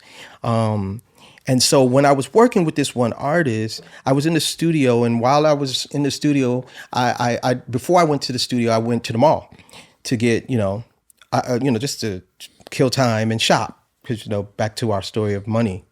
By this point in my career, I'm realizing now. I got a bag. Yeah. I got a bag. And you're dealing with your own money. Yes. All the time now. Like yes. It's all. Yeah. You got to deal with all the responsibility of it. So I purchased this hat. Come to the studio, and I'm working with this artist, and this person sees the hat on the thing and picks up the hat. And whose ugly hat is this? And I was like, oh, that's mine. Where you get this ugly hat from? I was like, man, it's like, this is my hat. Like, where? No. He put the hat down. He leaves. He comes back, and now he's about to go out to the club. Yo, man, let me borrow this hat. I said, I thought you said it was ugly. Man, I was just kidding, man. I never saw the hat again. Nigga stole your ugly hat. It gets deeper. So I work with another artist, tell that artist of this incident. Uh-huh. They laugh at me. Oh, he stole your hat too. I was like, what you mean too? Oh, that's great. Oh yeah, that's just something he does. What for great. What? High string. Yeah, do high string. He feels like if he takes your hat and he puts it on, he channels your talent. And he absorbs it into himself. If he thinks you're talented, by putting your hat on, he can then absorb your talent. I watched a nigga steal a hat. I watched a nigga steal a hat. You did too. I did? Yeah. Yeah. Yeah. It's crazy if this is the same guy. It's crazy if that's the same guy. But Yeah. And it oddly, eerily, weirdly made sense to me. Absolutely. It really did, even though it's it made sense. It went along with that guy, that personality. I had to just tell that because I know you guys do a story that without saying names, and he's gonna do his own. Yeah, you can't do it early. So you got to. I hope you got another story ready. that don't count. That don't count. That don't count. Yeah, my bad. Thank you though. It was a segue. Listen, we appreciate it though. We appreciate it though because you just I just segued. You just landed at Trey Songz sitting next to you at 16. Yeah. Okay. So I thought the segue was Songbook. Yeah. Now. No. You got some work to do. I'm Songbook now. Yeah, I'm Songbook now. Within the sense of the breakup, me now going on my own. But the money of the B2K would be the last transaction of the characters. Yeah, that will become the last transaction. And I was told that people didn't want to work with me because of my attitude. And so, ironically, though, when B2K came out and was gravitating towards success, because then they had, Gots to Be, and now you taking them real seriously. Yeah. Now they They crack. say you got to be the one. Can I manage you? Can I manage? That's my favorite lyric. That's all and about mine it. too. I wanna Mine too. manage you. I want to manage you. What? Shout out to the underdog, Steve Russell. Steve Russell. Yes, the sir. Pete. Russell. So that album actually became something. And what are we doing with these songs though? What are we doing with this publishing? Well, my agreement was I'll leave, but I'll take my songs with me, and you can have the rest. So what's going to happen? I'm taking the songs. What you mean? And that's where the discrepancy would start. Long story short, I ended up just giving in and saying, you know what, let this be the last transaction, and I split it as accordingly, and then that was it. Right. Looking back, it was the fair thing to do, but I could have made a lot more money. Of course, if I didn't do it, but whatever. Yeah. Peace of mind. I got Priceless. started. I started Songbook not too long after. Mr. Songz got caught in the middle of this thing because I met Trey through Charles. Ah. Charles went to high school with Trey's stepdad. So Trey's stepdad asked Charles if you could listen to my son. He says he wants to sing. He raps, but he says he wants to sing. And Charles, being, the business side of it, like, send him to Troy. So Charles asked me to do a favor and just say, can you listen to Kenny's son, man? Just listen to him. Tell me what you think so I can tell Kenny, give him some advice. If there's something there. Yeah. And so this kid comes over, skinny kid, big head, big feet, skinny, big, what was that, Chiefs? I think it was a Chiefs jersey, or it was a hockey jersey. It was big. And he comes over on this bike, and I'm looking outside. So I really didn't want to do it. And so he comes downstairs, and so he said, "You wanna sing?" He's like, "Yeah." He's only 15. He said 14, but I think he was 15. I said, "Okay, well, sing something." So he sang Donnell Jones, "Where I Want to Be," and he did a pretty good job. There was one thing that I listened for, and y'all know exactly what I'm talking about. The longer someone sings, just singing with no music or whatever, just standing there singing, how they drift For sure. into Either another note. up or 'cause they're down. not paying attention. Yeah. Up or down. Yeah. Because they're not paying attention. Yeah. He didn't do that. He stayed right in key the whole time. So that's the first thing I noticed. His tone was cool. So, okay, he's young. He don't know what he's doing. So that's the thing. He don't know what he's doing. He's just singing. So he don't know. And you know what you can bring And I'm to looking, I'm listening to him like, okay. So you, okay. I can work with that. It's August. He's about to go back to school. He lived in Virginia. I lived in Jersey. And I reported back. I think he got something. I think he got something. His mom called me screaming, "Oh my God, you play me the song." Because I let him, I put the song on CD and let him take it, and she heard it. And she said, "What do I have to do? What does he need to do?" And I said, "Oh, well, we just keep in touch, and school breaks or whatever, he can come back and I'll continue to work with him. Get him a SkyTel pager so we can keep in touch." So Trey had a SkyTel pager in school. He's the only kid in high school with a SkyTel pager. You ain't had that. It was a two-way pager. So that's how we kept in touch. And so the breaks, he would come back. He would come back during the breaks and stuff like that and just hang out with me, go to the studio with me. And then another break, and then to summer. He spent, his stepdad lived 8 minutes away from me. So he stayed with his stepdad for the summer, and then he would just come with me everywhere. And then he went 1 year back to school again, and he graduated. And his mom gave him approximately 1 year to apply to music. So he had 1 year, and within that year, that's where, before that, that's where I left Characters. So he got caught right in the middle. And so me being loyal, I'm like, you know what? I met you through Charles. Stay with Charles. You know, I'll still work with you. But, you know, Charles could get you a deal. I don't want to interrupt that. Besides, I don't know what I'm doing.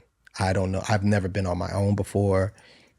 I don't know what I'm doing. And you never had an artist before. I never had an artist before. Yeah. And I never been on my own. You know what I mean? I started with Charles. Yeah. You know what I mean? So I never been by myself. So I don't know. And, you know, I'm in the studio with my head down, like working. I don't know nothing about, I know the business, but I didn't have to worry about that part. So as I'm gathering like what I want to do, who I want to be, that's what Songbook comes up. You know, Songbook is inspired by Talking Book. Stevie Wonder being one of mine. And so, yeah, that's how that started. And once I realized what I wanted to do, he got caught in the middle, and he was given a deal, an agreement, or no, Charles made him a deal, like you do 60 songs and then I'll start shopping you a deal. And Trey was only 16. 60? 16. Oh, 16 songs. Okay. No. Trey was 16 But years old. he wanted 60 songs though. Yeah, he said, if you do like 60 songs, then we'll start shopping you a deal. Now, I was like, dude, the boy don't even know. He still don't know how to do. He don't even know how to make music. So he would go in every day and he would, you know, he would do that. And then after he would leave the studio, because I'm not there anymore, he would come to my house and then we would go bowling or movies, and you know, he would sit and watch me work on music. I sang still and did songs then. I still wrote songs and demoed them. That's how John Tay learned. That's how Carl Thomas learned, and now Trey. Right. So they watched me. I don't do that anymore, but you know. And so during that time, it was like I'm going to Carl Thomas' session. He's on his second album. And I'm just visiting, just chilling with him. And we were at Electric Lady Studio downstairs. And you know, when you go downstairs, there's no signal. I come back up and all the messages are coming in from what I didn't hear. And it's a bunch of Trey Songz messages. Yo, call me, man. Call me. LOL. Call me. Yo. I'm like, yo, what's going on? He's like, yo, man, your boy kicked me out of the studio. Tell me I can't come back. I was like, what are you talking about? Yo, he said I couldn't come back to the studio no more. I was like, what did you do? I ain't do nothing. He said do 60 songs. I did like 65 songs, 62, 63 songs. So I did what I was supposed to do, and I just, you know, didn't go in as much. And so he got mad because I didn't come in. So he told me, you know, it's real cold outside. It's mighty toasty in here. I said, oh, he gave you it's toasty in here. He had his saying. It's toasty. It's very cold out. It's mighty cold out there, but it's nice and toasty in here, and you're gonna see how cold it is out there. That was his. And when he said that to me, I was like, ooh, yo, he said that to you? You messed up. Nah, because now I don't have to go in. He's laughing the whole time. I'm like, okay. Okay. Dang. Because during the course of that, when I had to sit down with his mom and tell him and his mom that, listen, I'm leaving the characters and I don't know what I'm going to do yet. Trey wanted to come with me. His mom was like, well, we you know, and I'm like, no. I don't know what I'm going to do yet. And his mom was like, you'll be fine. You'll be fine. I wasn't confident. I really wasn't. And she's like, no, but listen, you will be fine. Like we can come with you and you'll be fine. I'm like, well, just, you know, because of how you met me. Yeah. Just he could still work with me. I still work with him. There's no problem. But they believed that I could do it before I believed that I could do it on my own. So when it all came down to it, I said, you know what? Trey's 17 by this time. I said, you know what? I know everybody he knows. What it did was it made me raise my head up. It made me step up now. Yeah. You got to play both roles. Now I have to get up and look around and make calls and exercise those relationships that I do know, but I just didn't talk about that with them. I talked about the music. It's just a different responsibility. Yes, totally. And so I accepted that. And so I said, you know what? dude, I got you. Don't worry about it. So I did a 10-song demo. Straight up 10-song demo. And at that time, Delonte got wind of the characters breaking up. And so Delonte wanted to have a meeting with me. I didn't know him. I met him in passing, so I knew of him, but he called me. So he did have my number, and he wanted to talk, and he felt like, I heard that you guys broke up, so, I like to, help you out and see if I can, manage you. Excuse me, what? He worked at Foot Locker on 34th Street. Manage me. I feel like I can, I can help out. I don't know. I really wasn't sure. I didn't really, but he was confident. And so I made him a deal. And long story short, I said, okay, anything you get that I already know, anybody you take me to that I already know, 15%. Anything you introduce me to me that's new, 20%. That make them, deal. We never signed a deal. We never did a contract. That was just our word. Me and Charles never signed a contract. We just, I'm loyal like that. If I say I'm going to do it, I'm going to do it, period. Yeah. And so Delonte became my manager. And while I was making Trey's project, I gave it to Delonte to say, show me what you could do. And so he went out and started shopping the deals. And we got back on this young Trey is he sounded like a broke down Mr. Sir. Mm-hmm. A wannabe Mr. Sir. Those who know who Mr. Sir is, we don't need to say. Yeah. And so it was like funny because he's a big fan. Yeah. So he didn't have a problem with that. Like that means I'm doing good. I'm on the right track. I'm on the right track. Yeah. But they didn't think so. And so it came all the way down to two labels that were interested after everybody passed. Dave McPherson being one of them that passed on it. And I said him because, I had already had a relationship. So, I'm going to go back to my relationships. Yeah. And he didn't see it. He didn't get it. And he felt like, I actually took it to him first. And this is cool. It's cool. Boom. DreamWorks, Brian Postel. Brian P. And Atlantic Records.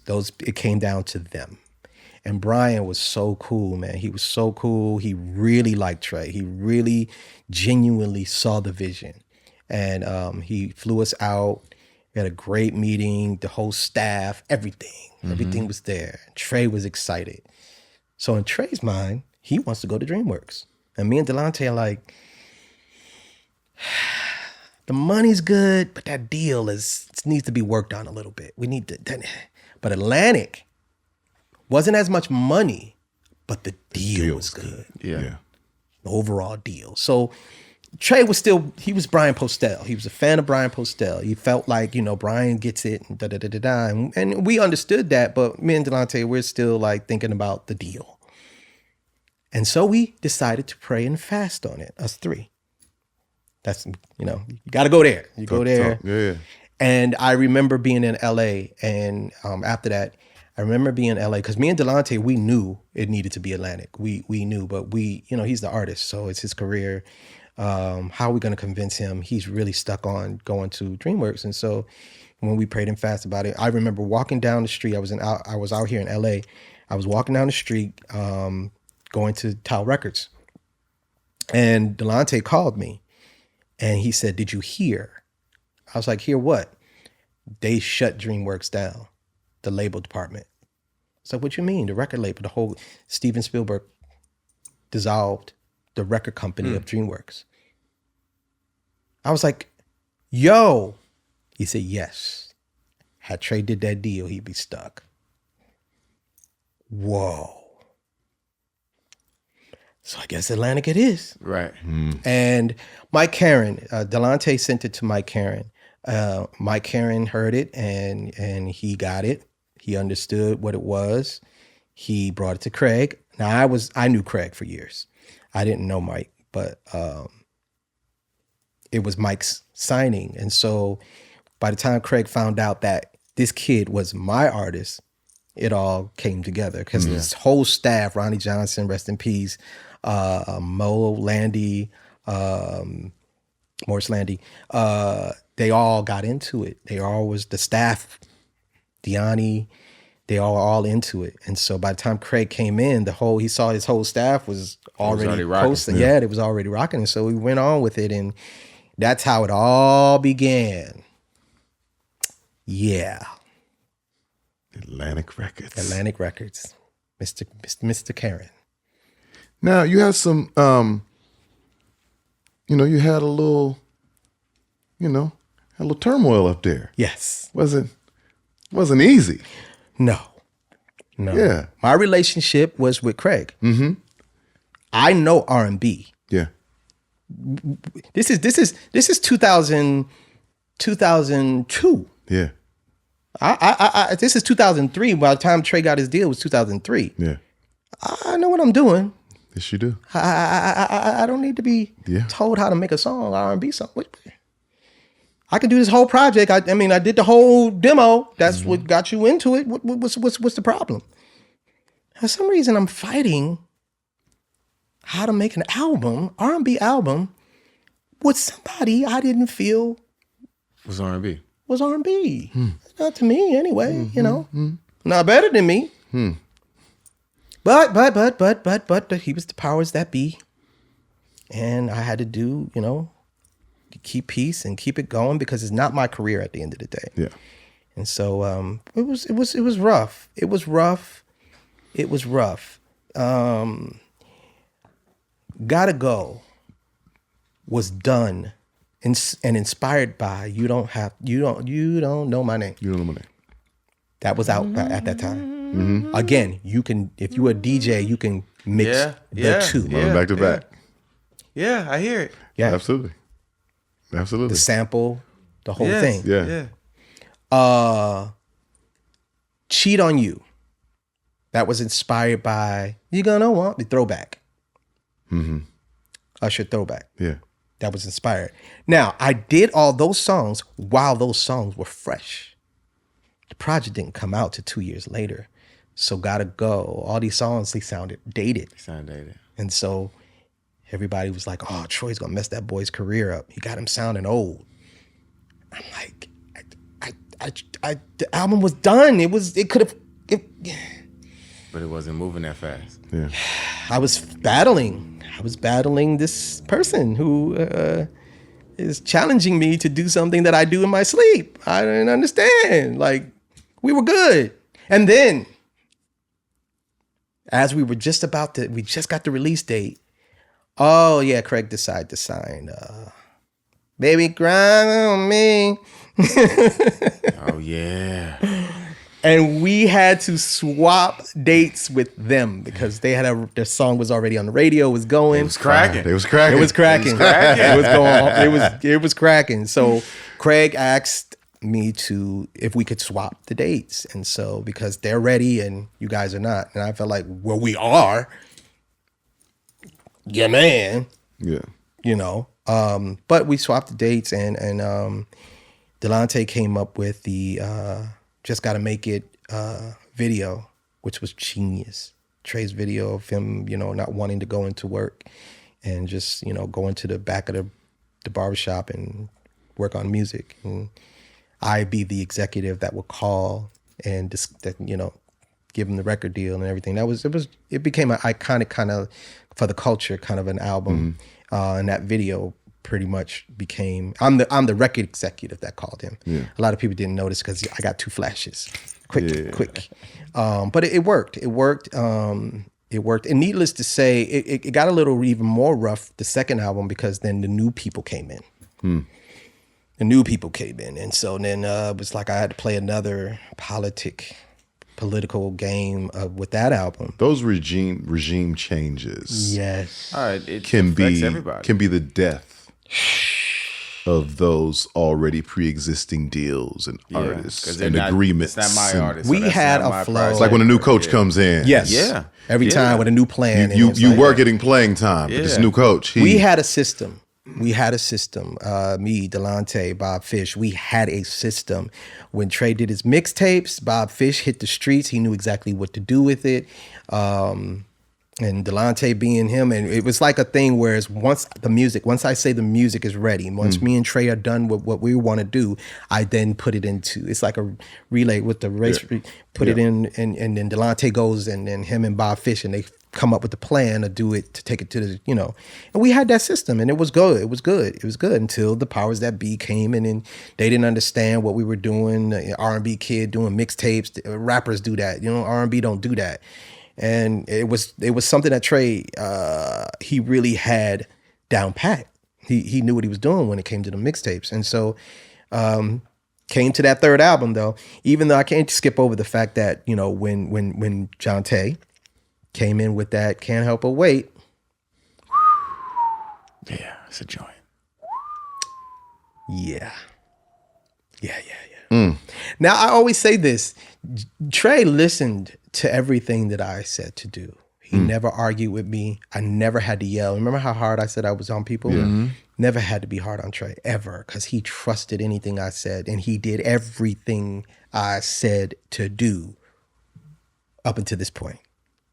He was mad because they said they were going to really push Wonder Woman. You remember, he raps, and he really believed in that record, and he felt like, yo, you said you were going to push this record. Well, the record wasn't doing too well. Well, it was weird because it was kind of like dated, because Danger Hands did it, and this is Danger Hands without Timberland. So that pocket wasn't going anymore. So it was kind of hard to mix the record in with other records because it wasn't, and so it was stalling. And so we had to do something else. We had to get something going because it wasn't looking too good. And that Jonte came with that record. Did you produce that record? No, Stargate. Stargate. That's them. So Delonte called me. What you think? Oh, it's crazy. It's crazy. Good luck with Trey. He's like, oh, you don't think he gonna like it? Oh no, he gonna like it. He gonna love it, but he ain't doing it. Why he's not? Cause dude, man, he's still messed up on that promise. They promised him. They promised that he would get that Wonder Woman, and then he knows that if he puts his voice on this, that's going to give them a reason. Yeah. To not do. Yeah. Yeah. They promised Tank Stronger was going to work too. He did. And then he went on Twitter. He's like, you motherfuckers. that was my first only rant. Oh, but I went in. And listen, you felt good. They wanted to return my phone calls. Oh, I was in my feelings. I woke up one morning and I said, yeah, I'm going to let you guys have it. And if I was Justin Timberlake, you would have. Oh, I'm thumbs on. That's how the game goes, though. Yeah, no. So this would be the first time. This would be the first time he told me no. It would be the first time he said the word no. I'm not doing it to me. So here's how it goes. I called him. He picks up the phone. I said, yo. The first thing he says is, I'm not doing it. I said, well, I already know what you're calling for. I said, but we're stuck, man. We need a record. You don't like the record? Oh no, the record's fire. I know the kid. I know the kid really well. That wasn't an issue. Yeah. You already know that once I sing this song, that's going to give them an excuse. I said, but Trey, we're stuck. We need to get out of this hole. Well, long story short, he had to do it anyway. So he was going to do it, gritting his teeth, but he was going to do it. And so I went to New York, and he was going to meet me to the studio, Battery Studio, and with Stargate. And before Trey came, Stargate played me another record, and I heard that record, and it was called Missing You. And I was like, ooh, this is crazy. Yeah, Stargate was cracking. This is crazy. So when Trey came, I was like, dude, they just played me another record. That's crazy. He's still salty. He's a little salty. I'm like, yo, I'm telling you, this record's crazy. So they played it, and he was like, no, that's fire. I said, so, they had the voice box thing. They did like the vocoder. Yeah. And so he didn't have to do backgrounds.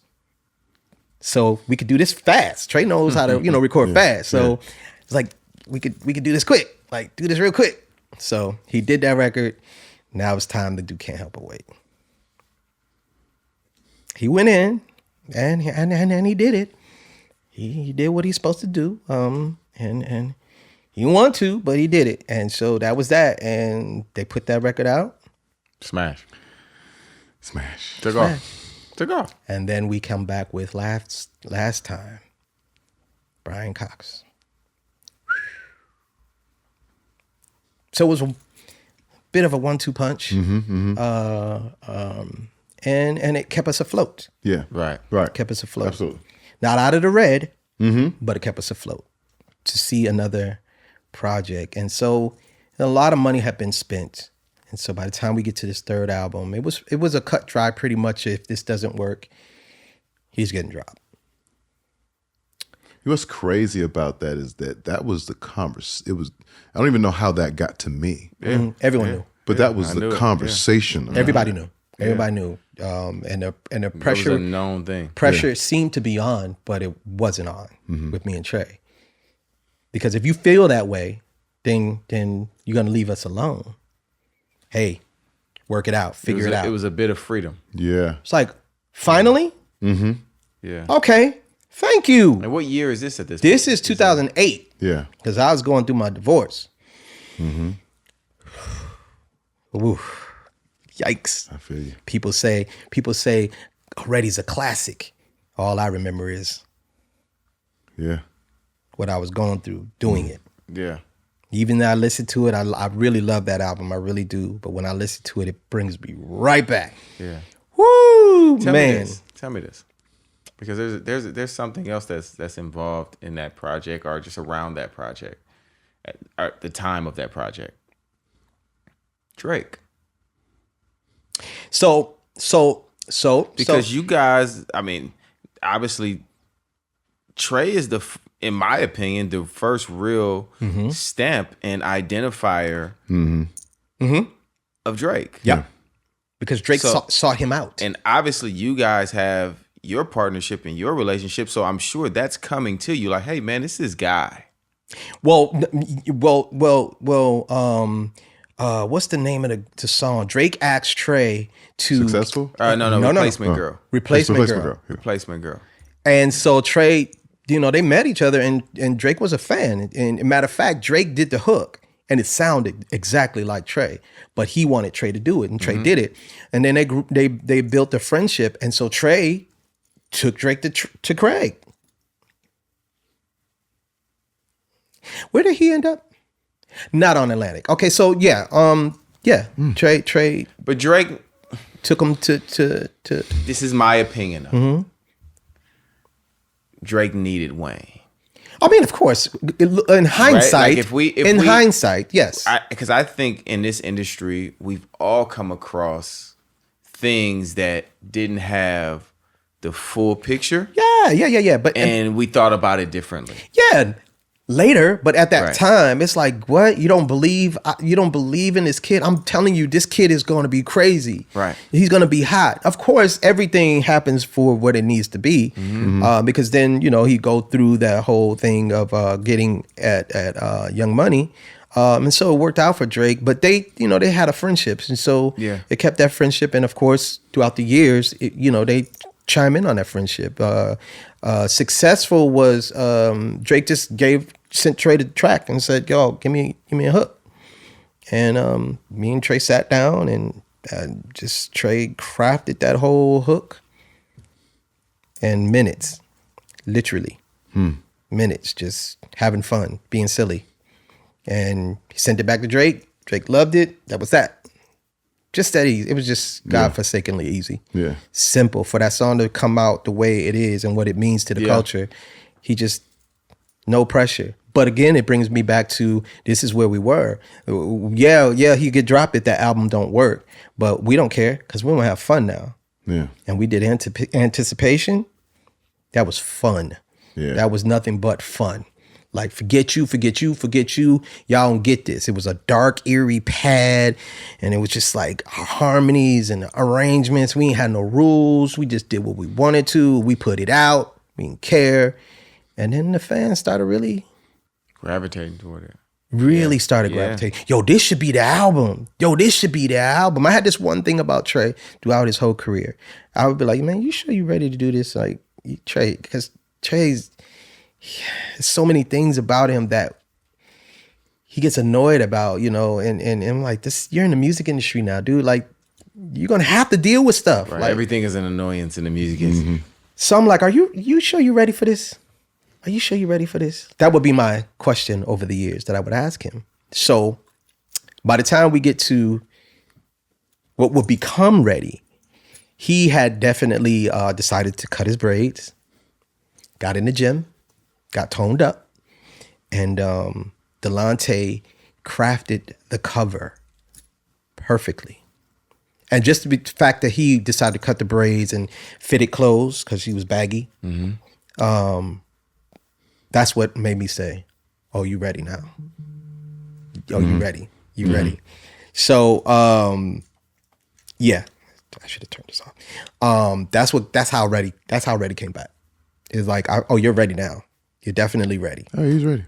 So He's ready like a motherfucker. we did a series of, leaks, mysterious leaks. Mysterious.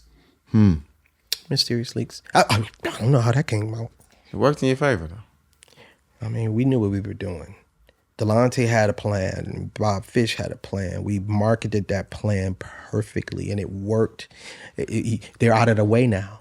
They get to sit back and watch it all happen. If you're going to drop us, then we might as well go out blazing. Yeah. Yeah. But it worked. At a time when you're only supposed to have 2 singles, we had 6 records on the radio. 6. Let's see. Neighbors Know My Name. Jonte comes back with I Need a Girl. He comes back with Stargate on that one. Successful's out. LOL Smiley Face, even though Atlantic hated that record, the kids liked it. Right. And Trey never had a relationship with the kids, but that was the relationship with the kids. Your Side of the Bed and Invented Sex. Invented Sex fucked everything up. Messed it all up. Yeah, that's a great record. That was a Sex. genius record. I knew Invented Sex was a problem when I'm sitting with LaToya. I don't know where we was at, Luckett. And she was like, you heard that Trey Songz Invented Sex? I said, no, I ain't heard it. He said, that nigga. It was that. Yeah, it was that. Yeah. Definitely that. I was like, what? You all right? She said, that nigga. And so I went to see the video. I was like, that's what you doing? That's what. So I'm fresh off of Sex, Love, and Pain. I'm like, Yeah. That's where you going? That's where you. Yeah. That's where you want to be, little nigga. And I know them. Yeah. We had known each other because Yeah. we had been, on so many shows together and all that, new moms. And I was like, I like him. I fuck with him. Super heavy. You know what I'm saying? It was like that relationship. But Invented Sex. Yes. Invented Sex made him competition. Yes. And put him in the game. Up until then, he was like my little brother. It was like, Invented Sex made him yep. a grown ass man. I said, "Oh, you okay? You on the court now?" Yeah, because you got women thinking, that boy talking about he invented sex. That boy ain't invent no sex. Boy, it's sex that got you here. How you invent something that got you here? Listen, And it was like, no, he didn't say he invented it. you gonna think. You gonna think I invented sex after I'm done with you. I said, "Okay, I got it." That goes under go see the him. I want to manage you line. That's Absolutely. Yes, that goes under You that. gonna think I invented sex? Yeah. So it leaked after he got Drake on it. It mysteriously leaked, and yeah, Gone. yeah. They didn't mess with us on that album, and rightfully so. My divorce allowed me to. You gotta do this. This is very important. You gotta. When they say give it to God, you have to give it to God. You have to, because there's nothing you could do. And the funny thing about God is that he will put you in a position where you have no other choice but to give it to me. Who else you gonna give it to? Who else gonna do it? You stuck now. Remember that one situation I was in, the signing all my publishing away? Yeah. That same guy got me out of that. It's the one that got me through my divorce. And I don't know. I was messed up. And all I could do was say, okay, I got this over here, but this over here, I can't. Exactly. So let me handle it. You focus with over here. And just even the sequencing of Ready, like everything about that album allowed me to really focus and craft this thing together, all the way down to Trey call me and put different versions of You Ready, Ready, Ready on my phones. And then I'll just take it and insert it where it needs to go. So if you listen to Ready, it's like, I'm ready. Like, you ready? Like, just, and I put them right in the pockets of the album, throughout the album. So he's in a heavy conversation with Invented Sex. Heavy conversation. And then Say Ah drops. Oh my gosh. And now he's becoming a super. Yeah. Hold up. But you know what? Come on. Give me some in between. Say I broke down. I already know what you're gonna say. Blame it. Yes. It was noted as that. It's noted as a that ain't gonna work. That ain't gonna work. That's y'all trying to do that.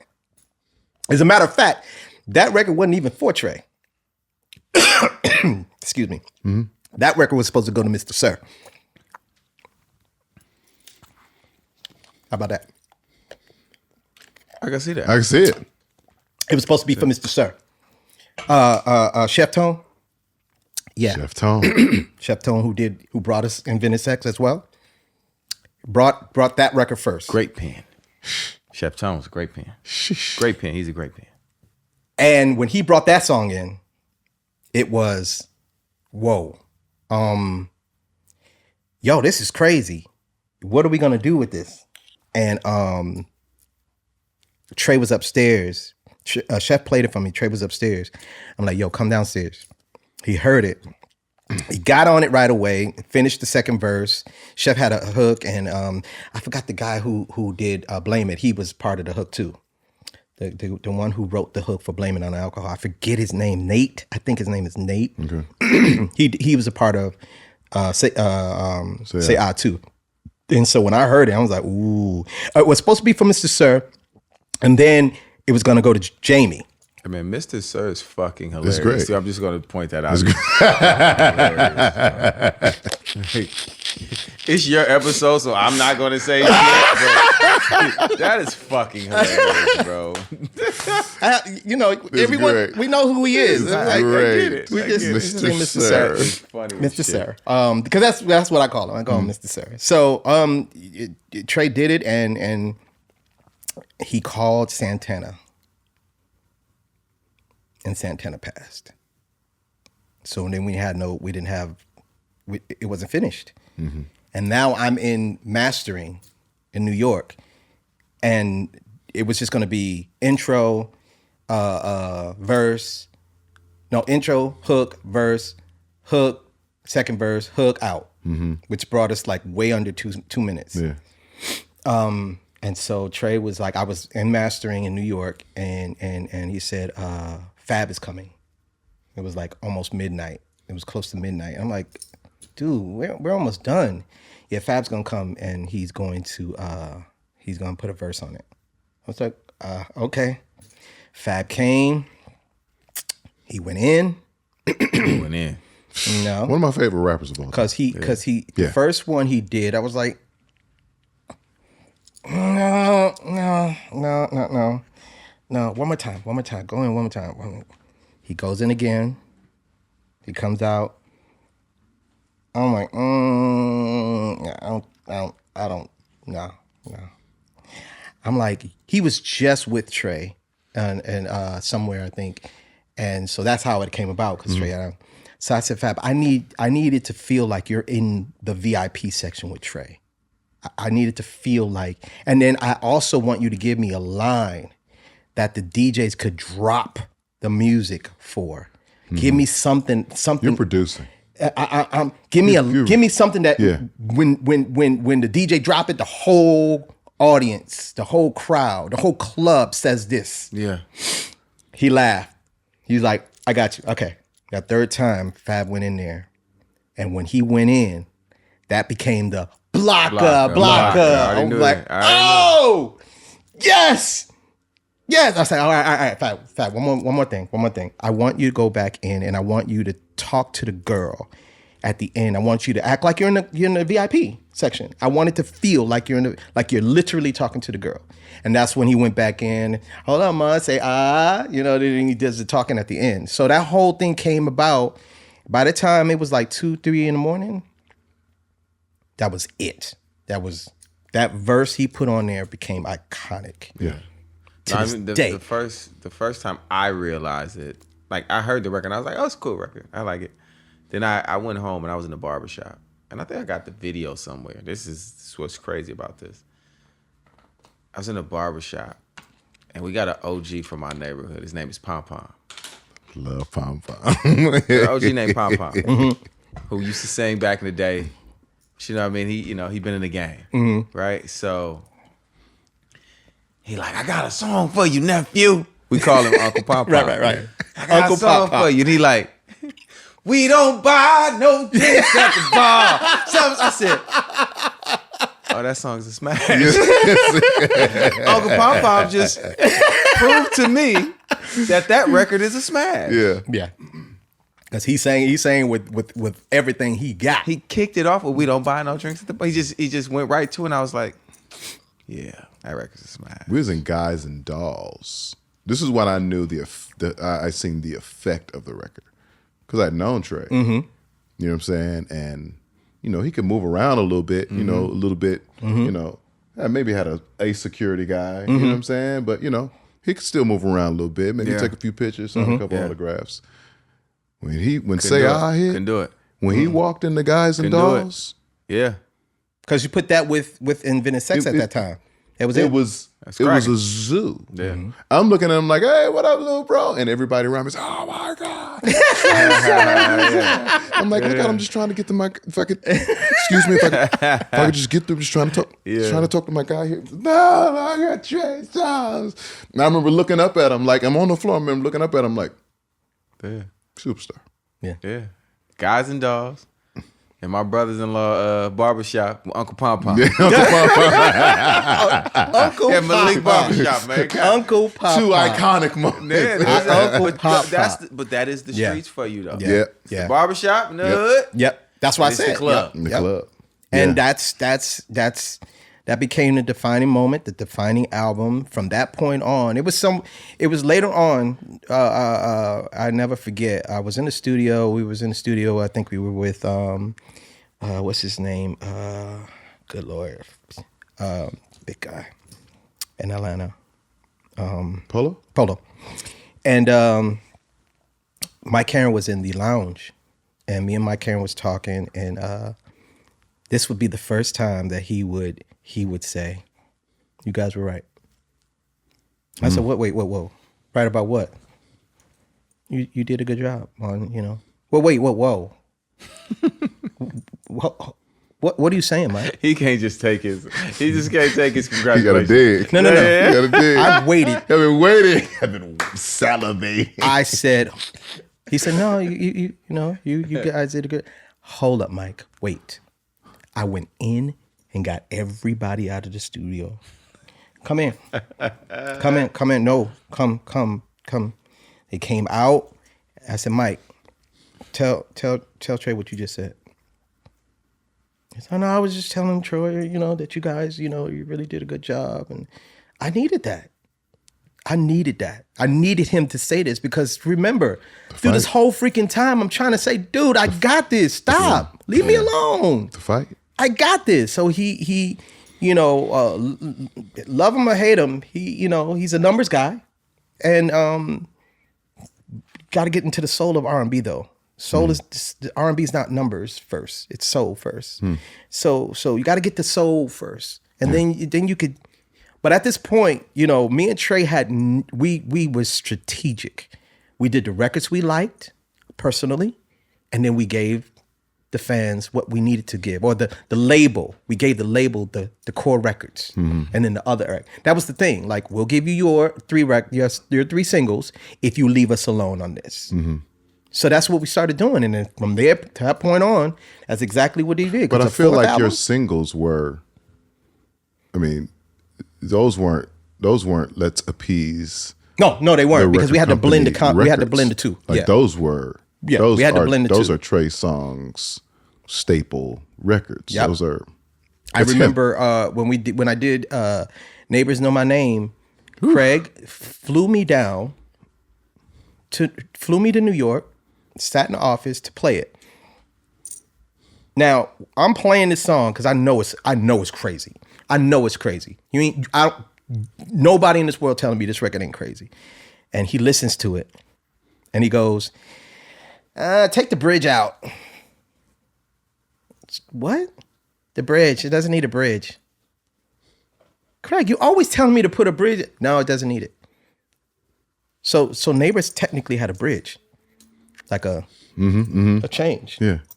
And he told us to take it out. So it goes straight to "While I Be Banging on Your." That came after the bridge. Perfect. So he said, take that out and go straight to the point. Okay.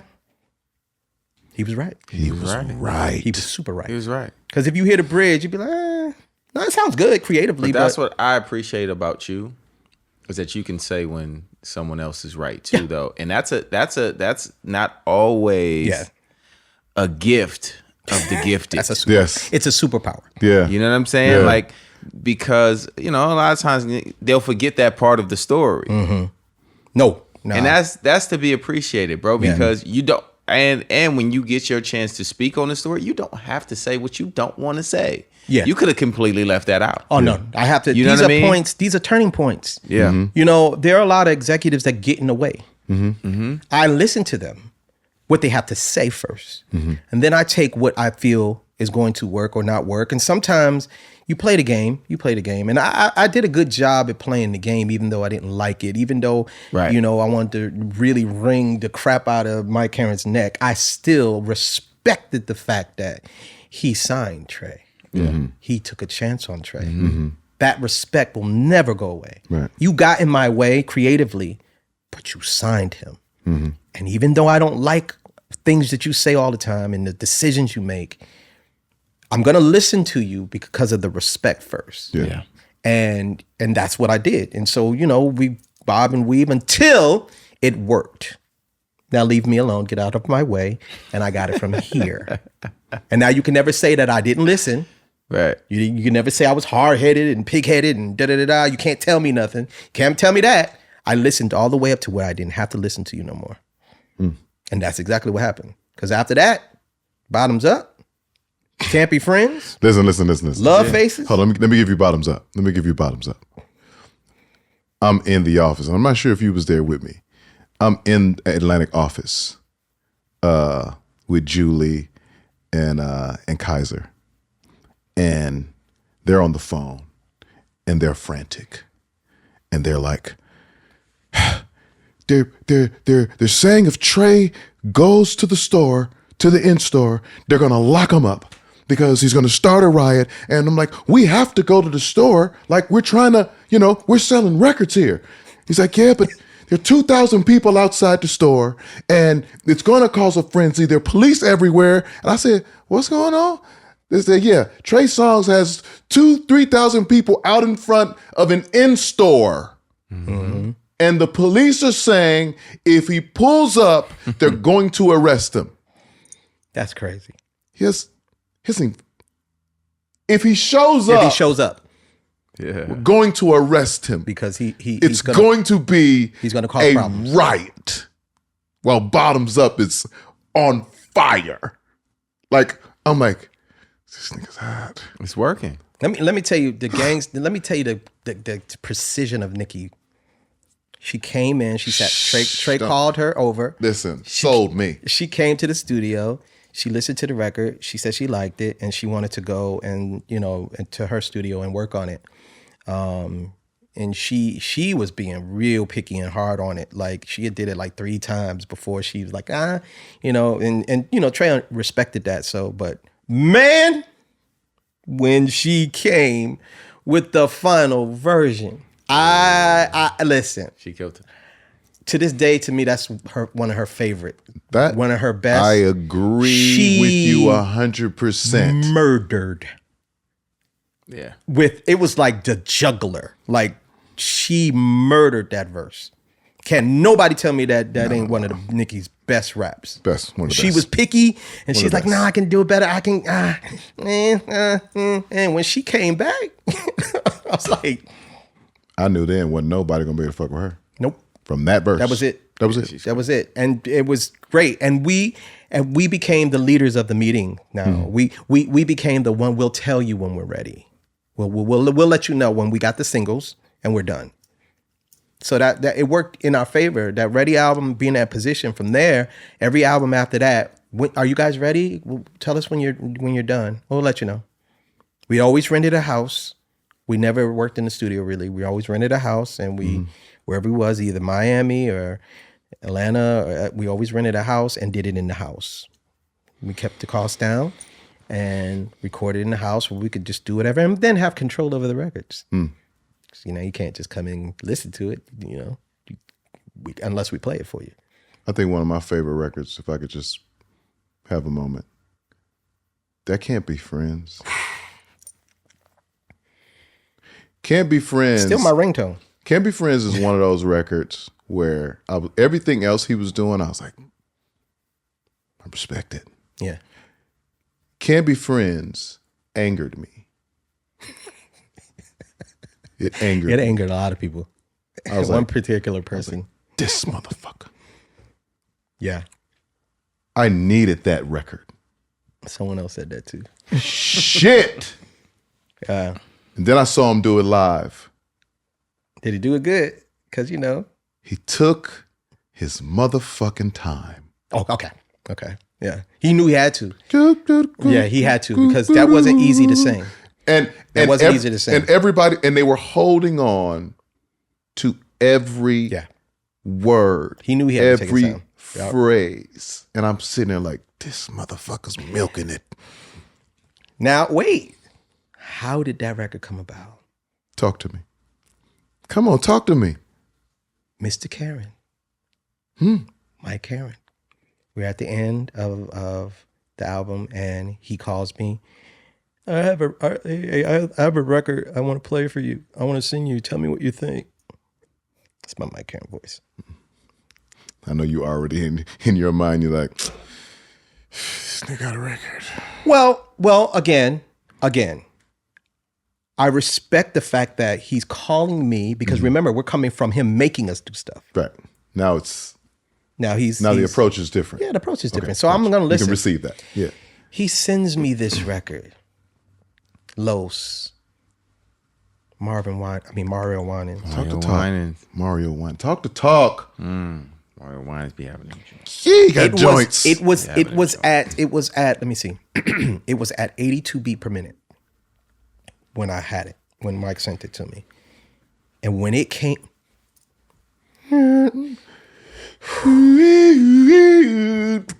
that Hey, bro. I listened to the whole thing. I called Mike back and I said, Mike, this is crazy. You like it? No, Mike, this is crazy. I'm gonna play for Trey. And this is me and Trey's bond. Our bond is this. I called him. Yo, what you got, man? Yeah. What you got? Immediately. Immediately. All I could say was, yo. Come on, man. What you got? Yo. Hold on to a smile. Could not talk. I said, I'm just gonna send it to you. I'm just gonna send it to you. Call me back. He calls me back. Yo. Yo. I called Mike. I said, Mike, who did this? He said, Mario won. And I said, oh, that's my guy. Okay, it needs to be sped up because it's too slow. It's dragging. So I called Mario. I said, Mario, this record is crazy, insane. But I need it to be, I said, what BPM is it? He said I think he said it was 82. I said, I needed to go to 86. Speed it up a little, just 86. He said, all right, got you. Calls me back, sends the files. We get in that studio. We do the song. We play it for Craig. Craig goes, it needs a bridge. This is great. Either it doesn't or it does. This is great that it doesn't work. This is great. I'm like, what? It needs a bridge. It's great. Craig, Craig. You've been cutting bridges all week. Not this one. Not this one. We need a bridge. So I said, I'm not going to argue if you say a bridge. No, not a problem. I called Mario. I said, Mario, I need you to take me back to the 90s on this bridge. I want you to take me give me them 90s chords. I want it. He put that bridge back. He musically, he came back. Me and Trey wrote the bridge. We put them harmonies in there. I put the, you know, because when Trey does his vocals, he go out to the club. I don't go to clubs, so I get to stay there and clean up, and that's when you color. That's what I color. Look at his fingers. There's a lot of coloring on all the Trey Songz records. Yeah. I'm still there. I love it. That ain't go nowhere. That guy ain't go nowhere. Yeah. And I got a chance to really craft them backgrounds. And when Trey came back, when Trey comes back, usually when he knows I did something, no matter what girls is in there, Trey turns back into the kid. He turns back into the kid that used to sit in front of the speakers and mute the music out and listen to all my background harmonies, because that's how he learned. Mm-hmm. And he just listened and just was like, yo, this is crazy. Yo, I'm like, this is it. This is it, dude. This record is crazy. It is it. This is it. Yeah. It is it. This it is it. You know, you got one. It was it. And it was just, it's so strategic. The fourth album was strategic. We had Love Faces for the streets. I mean, for the radio. And we had Bottoms Up for the club. And as soon as Bottoms Up got to a peak, Can't Be Friends. Monster. Can't mess with us. At that point, you're not messing with us. Yeah. That's the fourth album. That's after Ready. So it was like, see, this is what happens when you leave us alone. Right. And it's we know it's what a we part gonna of artist development. Yes. It's the development. Yeah. And it is seeing the full thing and finishing. Yes. You know what I mean? Unfortunately, Bob Fish and Delonte did not last long to see the full development of Ready and then the fourth album. Gotcha. They didn't,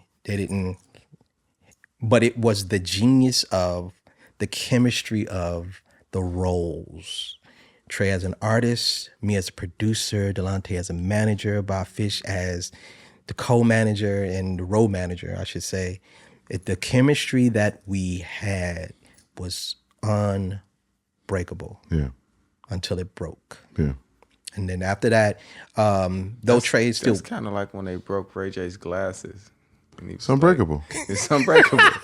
So I'm gonna break the I'm glass. listening to you say it. I'm like, well, and then he broke. Try to break them. They won't break. When he broke, he I'm said, gonna break this. They're I gonna don't break. care. Try to break them. Try to break. They're unbreakable. See how my mind works. That sound like the Ray J glasses. Try to break them. Well, because broke it. Yeah, that face. Okay. That face. Hey man, what's wrong with you? Yeah, no, you know, it was good. Well, let me tell you something. Incredible. No, y'all did an amazing job. Thank you. I'm telling you from the inside and the outside. Yeah. You know what I'm saying? Yeah. Incredible. Yeah. Incredible It's journey. a I'm lot of on things. shows with the kid with the cornrows. Yeah. And the wife beater that isn't quite tight. I'm on shows with that kid. You know what I'm saying? I get, I'm getting to the building after he's performed, and sometimes I'll catch some of his performance because he's early on the set. Yeah. At this point. Mm-hmm. And even then, you could see that the crowd, the audience, the fans were waiting for a reason to erupt. Yes. You could see it. Mm-hmm. I was like, that motherfucker nice. Something's gonna happen. They were just waiting. Just give us one reason. Yeah.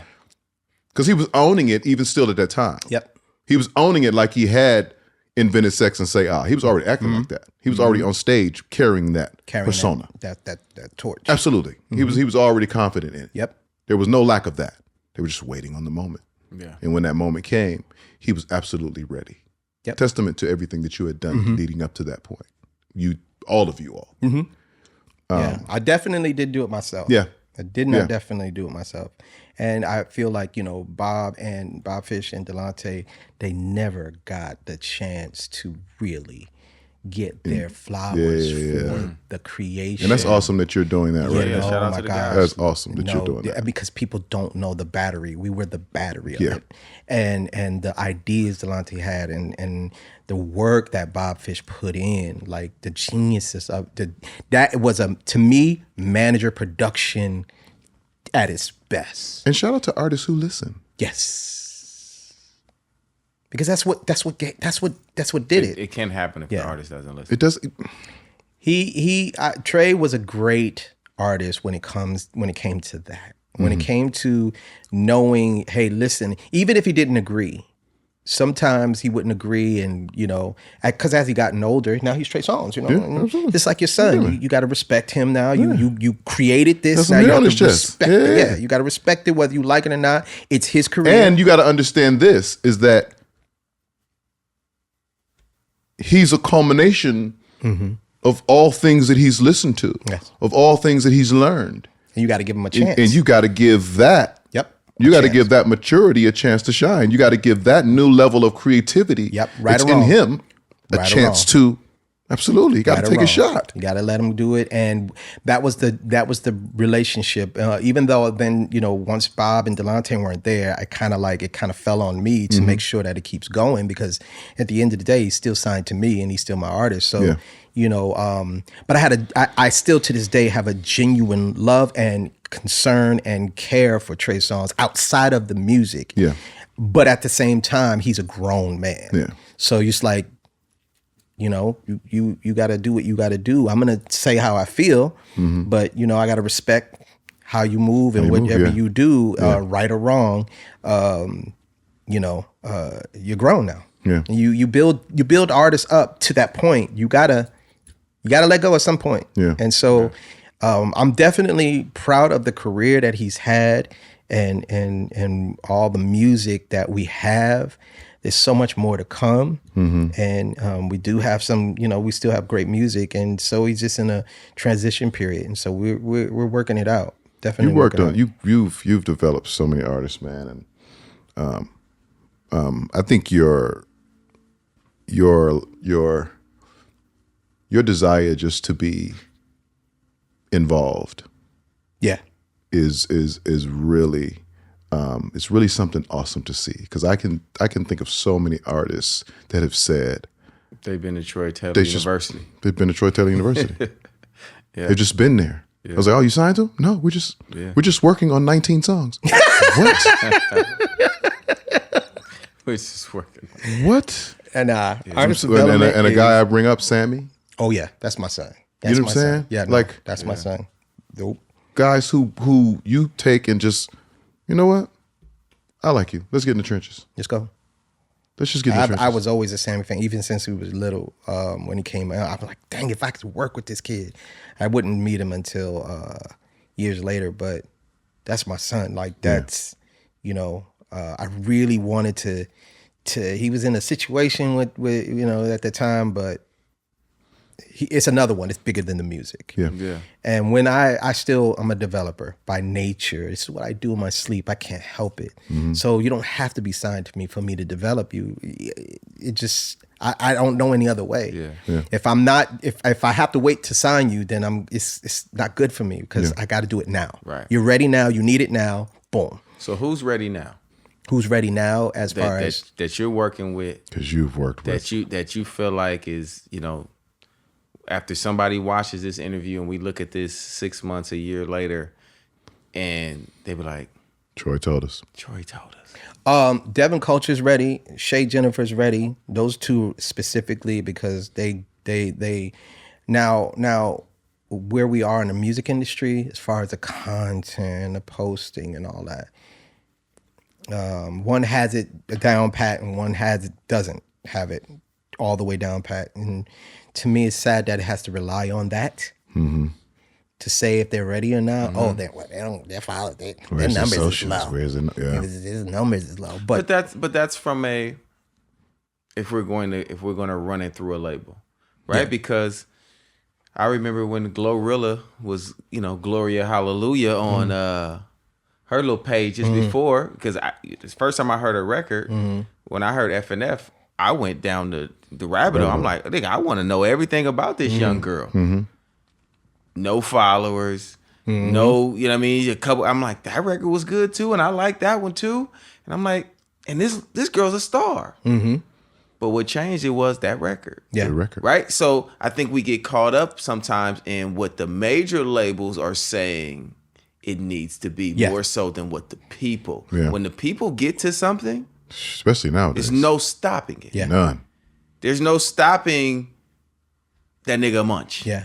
There's no you know what I'm saying? It's stopping it. You know, it's no stopping those records. Now they come and play a part after. Yeah. And I think in R&B we have to be of that same mind too. We can't keep thinking that it can't be done without that machine. Social numbers. Yep. Because we also have another artist. Her name is Tink. Yeah. Tink. I worked with her. I know. You know. Yeah. I know. We've been trying, and I say Tink because we've been trying to figure out a way to make that happen with them too, because we see it that's dope. from a standpoint of this real indie R&B is a very real thing. Yes. It's very real. It's getting powerful. If you give them the right records, and if you give them your all, because you got to give them your all in this shit too. Yeah. But to see that happening without a major label involved. Yeah. You know what I'm saying? With her and what Mickey is doing and what Hitmaker is doing and Empire, what they doing, they building, and it's getting bigger and bigger every year. I mean, I went to Chicago and watched 3,000 girls. 3,000 girls in there. Yep. Losing their mind. Yep. She did an hour set. I'm like, oh yeah, she has a following. An hour set for an indie artist in R&B. Like it's, and they know all the words. So on the flip side of that, Troy, which you've been on both sides of it. Yeah. Yeah, there may be, you know, oh, they talking about what the numbers are and the TikTok and the this. Hey man, keep pushing. Yeah. Record put this change, music all out. That. Yep. Wait, I forgot. One little nigga. That Papa J kid. Oh, he cold. He a problem. He cold. He a problem. He cold. Him, Juan Moore. Yeah, I love those kids. Ooh, them boys. Yeah. Oh boy, them boys. Yeah, them Wanye Morrises. They got their daddy all day. They got their daddy. Point more 2.0. Yeah. Like them kids is crazy. Did you do all the girls? Did you do that record for them? No, I didn't do. you did that record? Yeah, no, Okay. I didn't do that. I like that. that What is it? record Mine or all the girls in the world? Yeah. No, I didn't do that, and I didn't do mine. I did "Must Be Love." Okay. And another record in my life. But them boys, Oh yeah. 30-something years plus later, and I'm working with Wanye's sons. Right. That same 15-year-old. Yes. Crazy. When I met him, he was 15. That's crazy. Working with his sons now. Yeah. It's his age. Like, That's your wingspan, brother. yes. Yeah. Yes. Yeah. That's Your wingspan. Yeah. That's a blessing. Stretches. That's like, The mind. yes. The mind. JD McCrary. Oh yeah. Yeah. Singing Fool. He can sing for real. Singing Fool. Like, that little boy. So, And I'm blessed to be working with a lot of up and Still. coming. Oh my gosh, so many Yeah. up and coming because I don't have this, my generation have this. Ego. Yeah. What do Stand on ceremony. Yes. No. Applaud it's the what next I've done. generation. We done lasted all these generations. What I've done it before. Trey was a little nigga at one point. You know what I'm saying? Like that nobody knew. Why would I stop doing it now? Yeah. I'm enjoying myself because I'm not check to check. Yeah. I have time to develop, work with. Troy, can we put this record out? Sure. Why? Because it's not going to sit on my computer. It's going to sit on my computer and do nothing. It might as well go into the system until something happens. Talk. Yeah. Yes, Now, we sir. appreciate you, bro. Sit it on your computer for what? We appreciate Wait for the what you're label to doing. come through? For No. real. Because it's not a lot of, especially established Nah. writer, producers, executives that are like, no, this is a thing that we're really pushing toward. So no, thank you, bro. I appreciate it. And I never went in to the label on purpose because you lose your edge once you do that. However, imagine if I had a section where they said, hey, you tell us when they're ready and we'll go. Mm-hmm. Well, I'm gonna tell you, like I told, it was our guy that came on here, producer Mike City. Mm-hmm. I said, I kind of cussed him out maybe a little bit, but if you don't put yourself in a position to help control the narrative of what our music is supposed to be, what our artists are supposed to be, what our songwriters and producers are supposed to be, you are doing us a disservice. Yeah. You, true. You are. Because That's why I still got to do the bridges. we don't have The game needs you. We don't have people. We don't have a lot of people in decision making positions that have done it. Mm-hmm. That's simple. Yeah. That have done it. Mm-hmm. That could that articulated from 91 to 2023. Mm-hmm. Nope. And look. What you gonna do? Yeah. I understand. I get it. I January 23, I decided to see what these numbers is all about. January 1st. And I posted 3 times that day. Cause I looked at Hollywood Unlocked, I looked at Shade Room, and I looked at it and I noticed they post every few minutes. Every few minutes. Here I am posting one, and then tomorrow I'll post the next one. Mm-hmm. So I said, you know what? Let's see. 1, 2, 3. 1 in the morning, 1 in the afternoon, 1 at night. Next day, same thing. By the time I did that one, the 1 in the morning from the day before just started catching on. And then it started catching on. And then I started realizing what they really want to see from me. They want to see me yelling at the artist, getting it right. Remember that Troy, that beast of a Troy? Yeah. They like that. They like that guy. Love that Troy. Let's see who, I want to see how they love me yelling at them and getting it right. Yeah. And then I started seeing this. If my engineer's not doing this, I don't want him. If my engineer's not doing this, I don't, I'm like, wait, I'm an engineer? Hold up. Wait.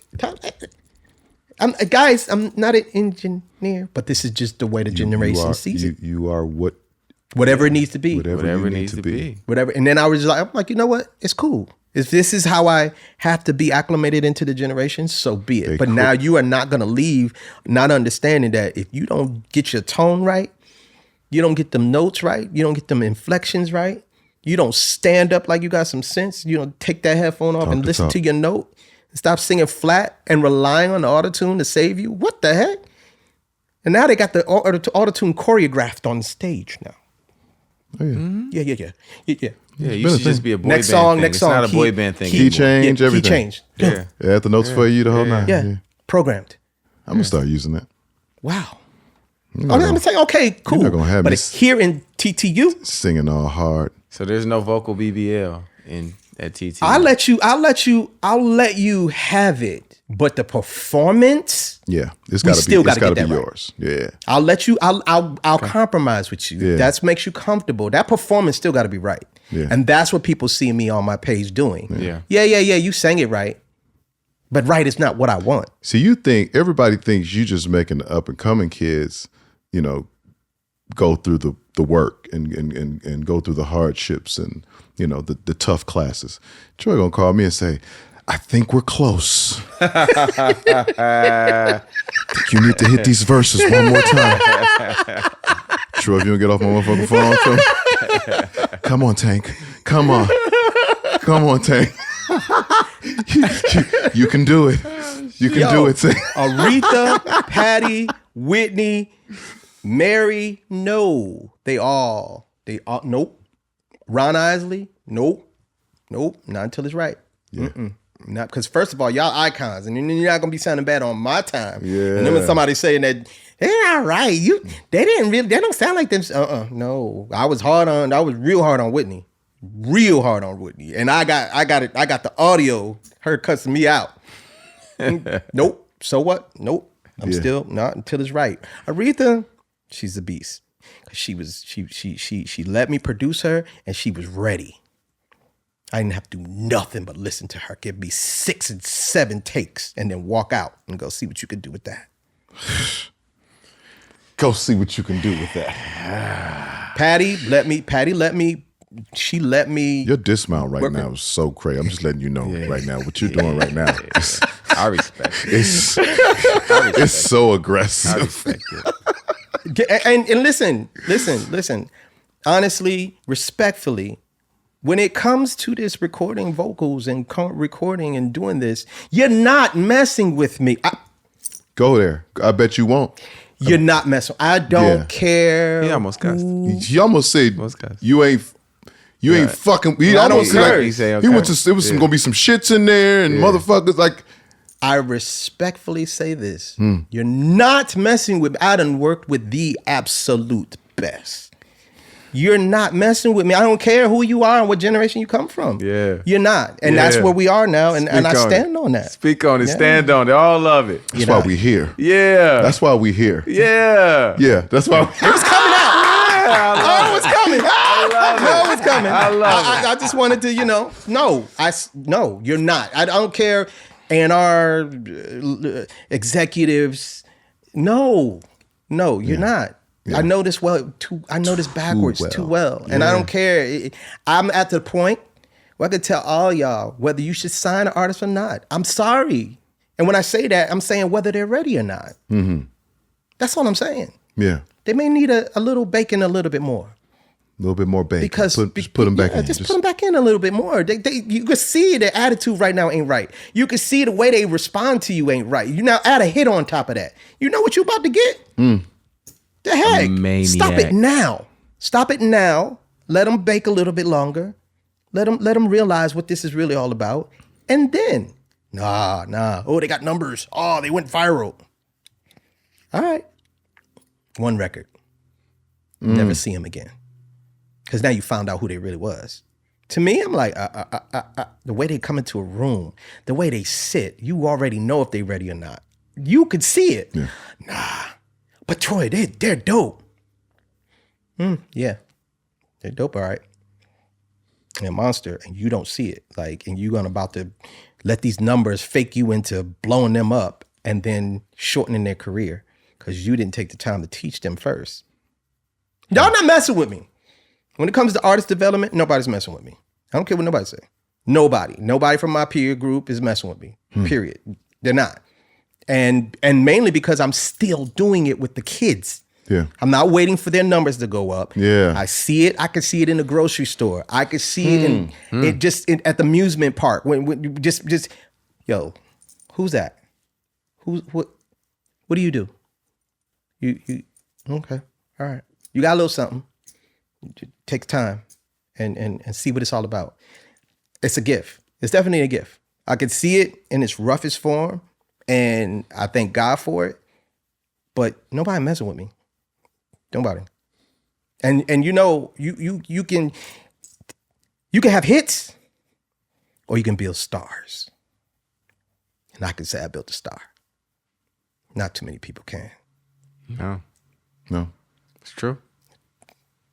Emoji. Listen, brother. Yeah. Yeah. The soothing sounds of Tank. You thank you for Lonely. Thank you for You're One of my favorite songs. Yes. That's a craft of a song. People don't understand the lyric. They don't know I genius. took a dollar bill into the booth. Yes. And I told the dollar bill to sing through me. Yes. No one understands. You tell the story. Tell me what you've been through. Yes. I told the dollar bill to tell me. Tell your story. Tell Dollar your Bill. story. They Let don't me get that. Tell your story. They missed it. They missed They it. missed it. They missed it. That was too deep. It was too deep. It had been between some cheeks somewhere, man. Exactly. Your little I just dollar wanted to bill, know. man. I need to know exactly what cheeks. Hey, listen, kids. When you get money, wash it first, okay? Don't touch your face after you touch the money, okay? You don't know where it's been. Thank you for Lost It All. Yes.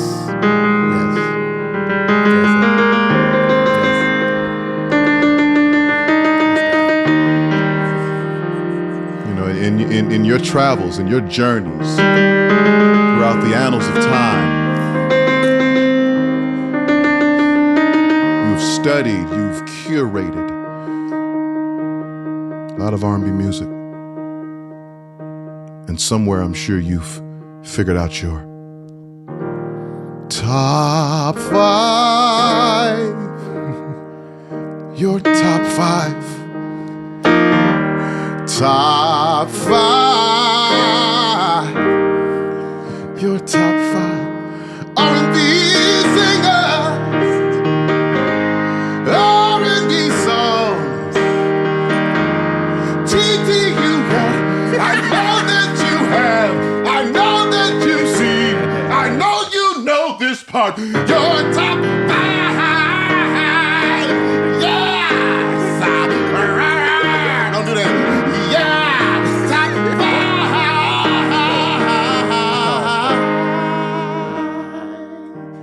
Your top 5.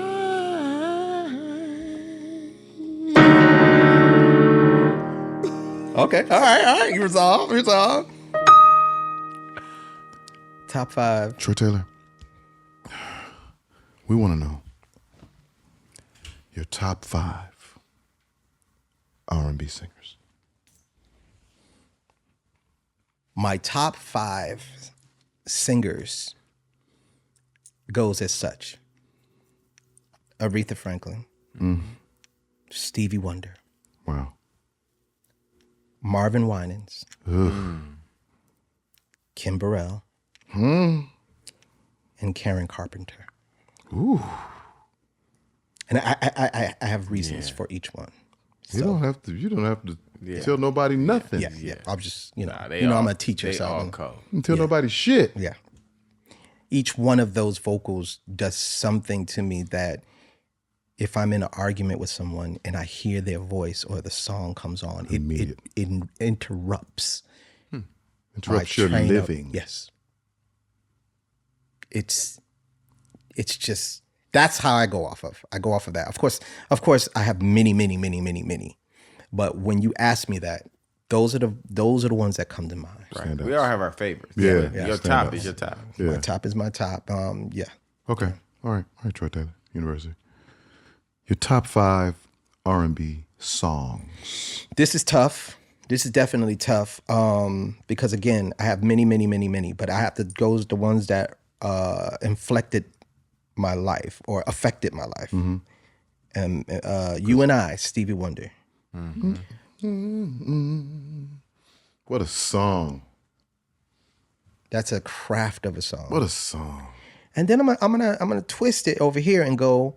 I wish I could share. I wish this two could share because it's the same artist. And if it could, it would be. Question is / Ain't No Need to Worry. It's still under Marvin Winans. Come on, go. Yeah, go. yeah. So You that's got it. You the got it. one. Just sing that as a group, as a kid. Yeah. Question is, and ain't no need to worry. Oh my gosh. Okay, all right. Yeah. For the Love of You, the Isley Brothers. Ron's voice is golden. Golden. And part of my childhood because I'm in nursery school and it's on the radio. And when I hear Ron Isley's voice, it brings me back to that. That's why it's one of my tops because it takes me on a journey back. Yeah. It's a perfect record. As soon as it's immediate. Yeah. Yeah. They didn't miss on no part of that record. So People. I'm gonna have to change up a little bit on your format because this one is Rain Dance by Jeff Lorber. There's no vocals. It's just a jazz record. Bam, bam, bam, bam, bam, bam, bam, bam. Remember that? Really? Bam, bam. Yeah, Jeff Lorber. Yes. Mafia, Junior Mafia. Yeah, Junior Mafia did it. And that affects me because that's the 251. Remember I was telling you when I went to grad school, when you was 251s, when I realized Jeff Lorber is one of my favorites because he does a lot of 251s. I was you know what it means when you hear it. Okay. Yeah. And so he's the master of that. And so yeah. And then but turn it all the way up. Groove Me. Yeah. Teddy Riley. Yeah. Shout out to Brianna and Yep. his shoulders. His viral shoulders on Groove Me. I gotta say that because shout out to the OGs, the Hall brothers, man. This is my guys, Hey, man. man, come on, man. Groove Me changed everything for me. Man. It changed everything for me because that was like it made your face crinkle all the way up, and it's just so those are part of my. I gotta say that because I go deep. Where is I think we asked that before, and I just want to know though, is Aaron Hall the first person to really sing like hard sing up tempos? No, Who? Charlie Wilson. Yeah. I don't. No. I never felt like Charlie's was as aggressive though. Yes, like he I was. felt like his what were. do you think is Charlie's aggressive up tempo? Gotta get up. It's one thing to be screamed at. But it's one thing. It's one thing to be screamed at. It's one thing to be yelled at. To me, Aaron Hall was yelling at me because I felt like it was almost with bad intentions. The first album, he was yelling. Groove Me. No, even Groove Me. I felt like Groove Me. Yeah. Okay. I don't know. Just and I still say because- Charlie was doing that. but he's also a child of Charlie. But Yes, he is. For Yeah. sure. But I also think I understand what you're saying in terms of tonality too, because It just felt- I don't know, bro. because Charlie Wilson was so clean, So clean. But he still was clean, And maybe that's what it is. But It's Aaron is so dirty. I mean, And he that was. is it. And That even is Aaron the Hall's separation. run the separation. patterns are just dirty. They're dirty. He's just Yeah. it's It's just still extension from dirty. Charlie. No, it sure. absolutely For is. sure. He's But he's son a of Charlie. dirtier But version. that's But like, it's a and Charlie's a son of Stevie. Yeah. it's And a DJ Rogers. And DJ Rogers. Yes. The tone of DJ, the runs of Stevie is Charlie Wilson to me. Yeah. I for the first time, just while we're talking about Charlie Wilson, I just heard on all these years, my favorite singer, probably my top 3 favorite singers. I just heard the Charlie Wilson in his voice, and that would be Mitchell Jones. I just heard it. I was listening to Commission the other day, and I was like, Yeah. and I can't wait to ask him, Did he listen? Right. is that a major component? I just heard, I was like, that is Charlie. It's Charlie Wilson. Because Mitchell is different. Yeah. Yeah. Yeah, it's different. He don't know nobody sound like him. It's different. But it all comes from some build of who you hear, and yeah. I wondered that too. Okay, all right, here we go. Voltron time. We're gonna build your perfect R&B artist. Okay? I wanna know where you get the vocal from for this artist, where you get the performance style for this artist, where you get the styling for this artist, and where you get the passion for this artist. Come on, develop this artist. And I'm gonna throw a wrinkle in there for you. I'm gonna throw a wrinkle in there for him. What you got? And who produces and writes for this artist? I like it. I like it. Okay, so who you getting the vocal from? Now the question is the artist a male artist or female It's artist? whatever you want the artist to be. It's a hybrid. Ain't no question. It's a liger. Whatever comes Whatever to you want your it to be. mind. A liger. You Okay. could mix It's and a mingle. liger. Whatever you want. Get the vocal. Who you getting the vocal from? I'm getting the vocal from. Who that? What's the artist that got that vocal? Top vocal. The vocal I'm getting from Beyonce. Shit. People do not recognize the beast that she is. Vocal. They don't Y'all don't think get it. so? No. I argue with I people get it. I online get it. all the time. Shit. Beyonce don't Here really you go- sing here that you go great. again. Why are you arguing with those people? Because man? some things need to be talked about and fought for. Man, Beyonce's amazing. If man. you Like, don't, She if is you an can't hear executioner. what Beyonce She's is, an executioner. you should not be listening to music. Somebody should cut your ears off and solder your eardrums if you can't hear what Beyonce is vocally. Yep. incredible. She's one of the greatest singers of all times. Yes, she is. It's not fluff. Nah. It's not promotions and marketing. Flat-footed standing. Flat-footed. She will kill. And I get it. People didn't really notice how dope Michael was. But getting back to the hybrid, okay. Sorry. Okay, so the vocal. So you I'm from- getting the execution and the vocal ability Beyonce. from Beyonce. All right. The performance. The style. performance, I'm gonna take it from Michael. Yeah. I'm gonna take it from Michael on that. Beyonce, Mike. You're going Beyonce vocal, Michael performance. And then I'm gonna take the finesse and charisma of Usher. He's effortless. Yeah, he is. Yeah. He's effortless with it. Very Fred Astaire. Yes. Very urban, but smooth with it. Because Michael was Michael, but Usher takes. Michael was mean. Yeah. Usher takes it. Usher's nice. It's a blend. Yes. Yeah. He's just boom. Who are you getting the styling from?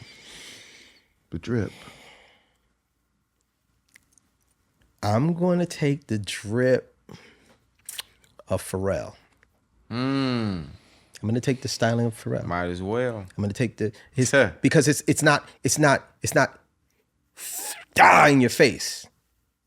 It's Pieces. It's really not a thing either. Yeah. It's just It's many always It's many be things. fly. It's for real. Yeah. It's just It's Pharrell. It's for real. It's always his fly though. Yeah. Yes. It's never no one else's version of it. Yeah. So it's Yeah. and Always. yeah. And within that, I have to say, one of my and I kill people with this because they're so shocked that I say this, but one of my favorite artists actually is Sway Lee. So Why would that?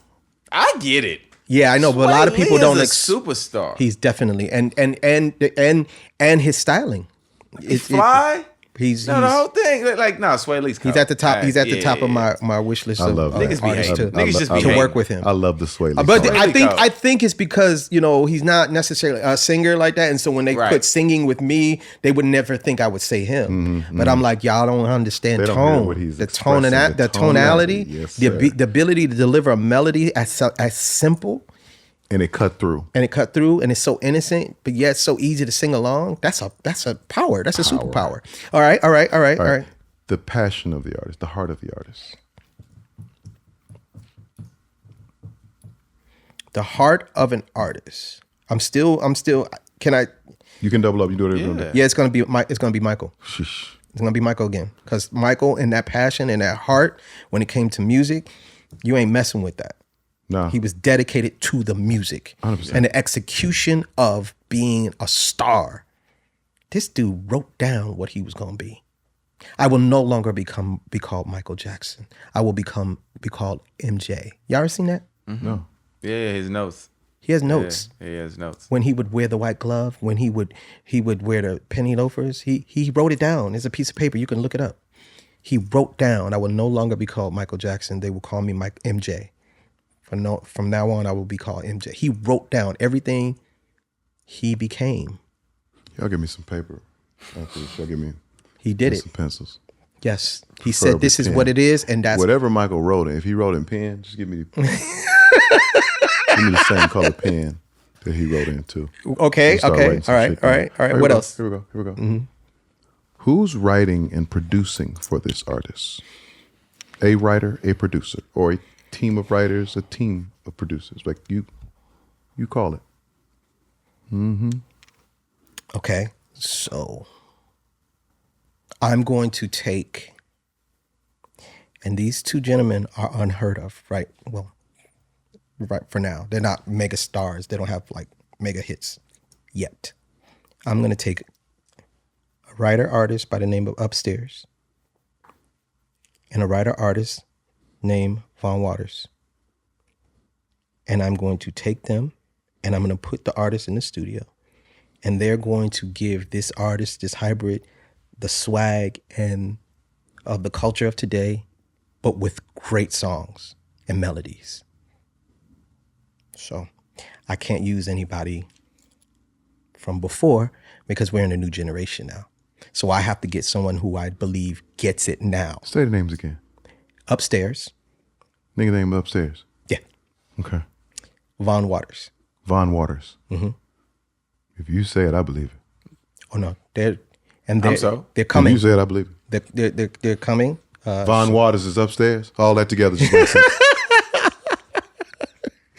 I'm doing that's the combination I'm putting together in the studio because they know precision wise what they need to say, how they need to say it, and everything for today's generation because that's important. Absolutely. What else? It's something else. It's something else.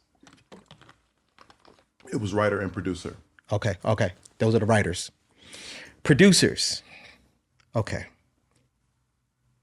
I would take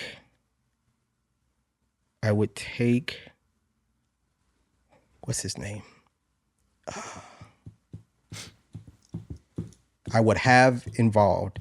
I would have Mike Dean involved. Mm-hmm. I would have him involved. Mm-hmm. I would then take Metro Boomin. Mm. And then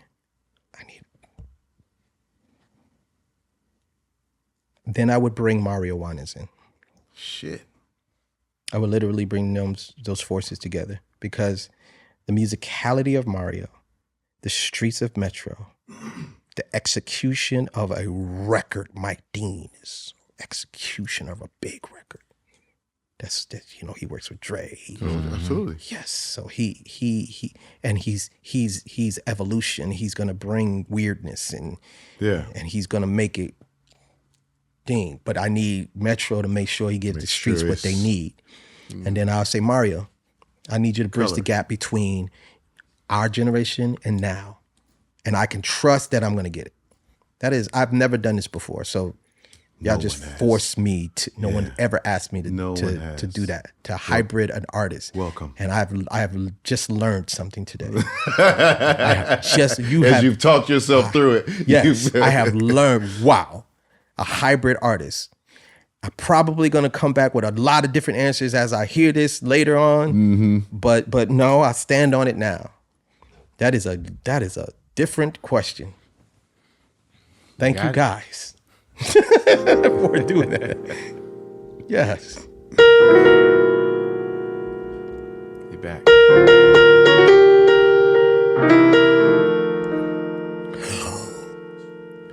I ain't saying no names. I ain't saying no names. Hey. I ain't saying no names. Wait. I ain't saying no name. Where you was? What you did? Who you was with? I forgot. My bad. Because Von Waters and Upstairs are young, I have to center one person in between them that has a little bit more wisdom and a freaking executioner to make sure, and that is going to be James Fauntleroy, hands down. That's a great interruption. That dude, and he knows it. I've seen him on here. I've seen him on here, and I've seen his face when he said it. He got it. Mm-hmm. And we all know he does. And Easy. Yes. You get an argument out of that. Easy. So I have to say that because, again, as the OG of today, you got to be smart. It's still about selling records, no matter what. No matter, I am never going to get in the way of my own personal what I think it should be. Yeah. Our mission here is to give people the soundtrack to their day. Yeah. There it is. That's our mission as producers, writers, artists. That's our job. So we are in today. I can't live back then. Mm-hmm. We're not back then. We're here. So I got to take all the ingredients and make sure that today is guided correctly. I need a bridge. I need bridges. I need harmonies. I needed to go back to that. You can swag the lyrics out if you want to, but I need melody. I need tonality. And I need the beat to hit hard. I need the kids to like it. The aunties like it. The uncles like it. The grandma like it. And I feel like all these people would get it. Mm. So if I did a writer's camp or whatever, and this artist, this hybrid artist, and it is a building, I know for sure we're gonna do 10 songs that's gonna be crazy and big, big. Because Mike Dean's gonna add that. He gonna make it big. He's just a polisher to me. And I don't think it's ever even been done. I don't think he's that combination of people together. So go. I'm good. I'm sorry. I ain't saying no names. I ain't saying no names. I ain't saying no names. I ain't saying no names. Where you was? Who you with? What you did? Don't say shit. I ain't saying no names.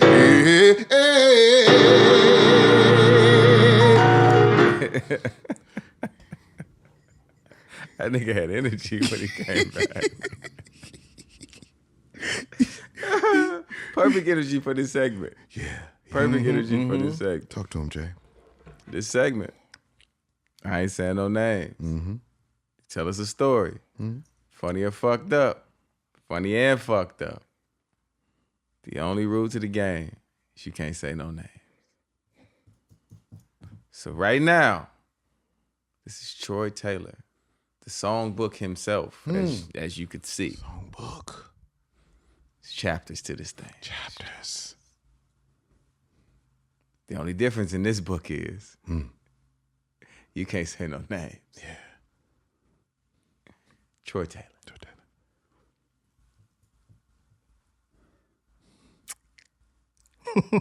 Say it.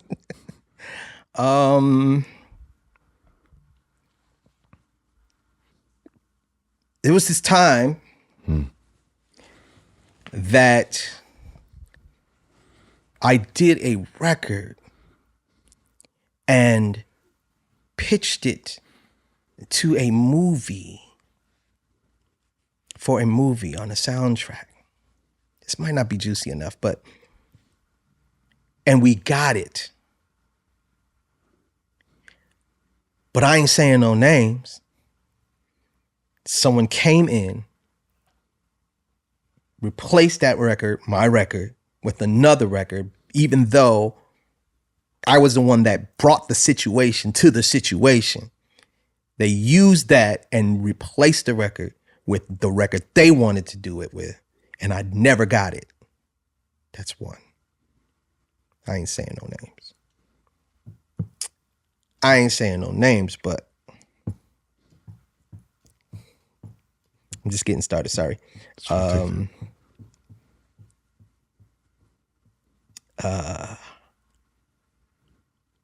There was a time when, once upon a time,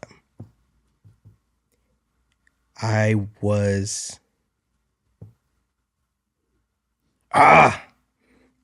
Say it. I was in the hallway of no, not the hallway.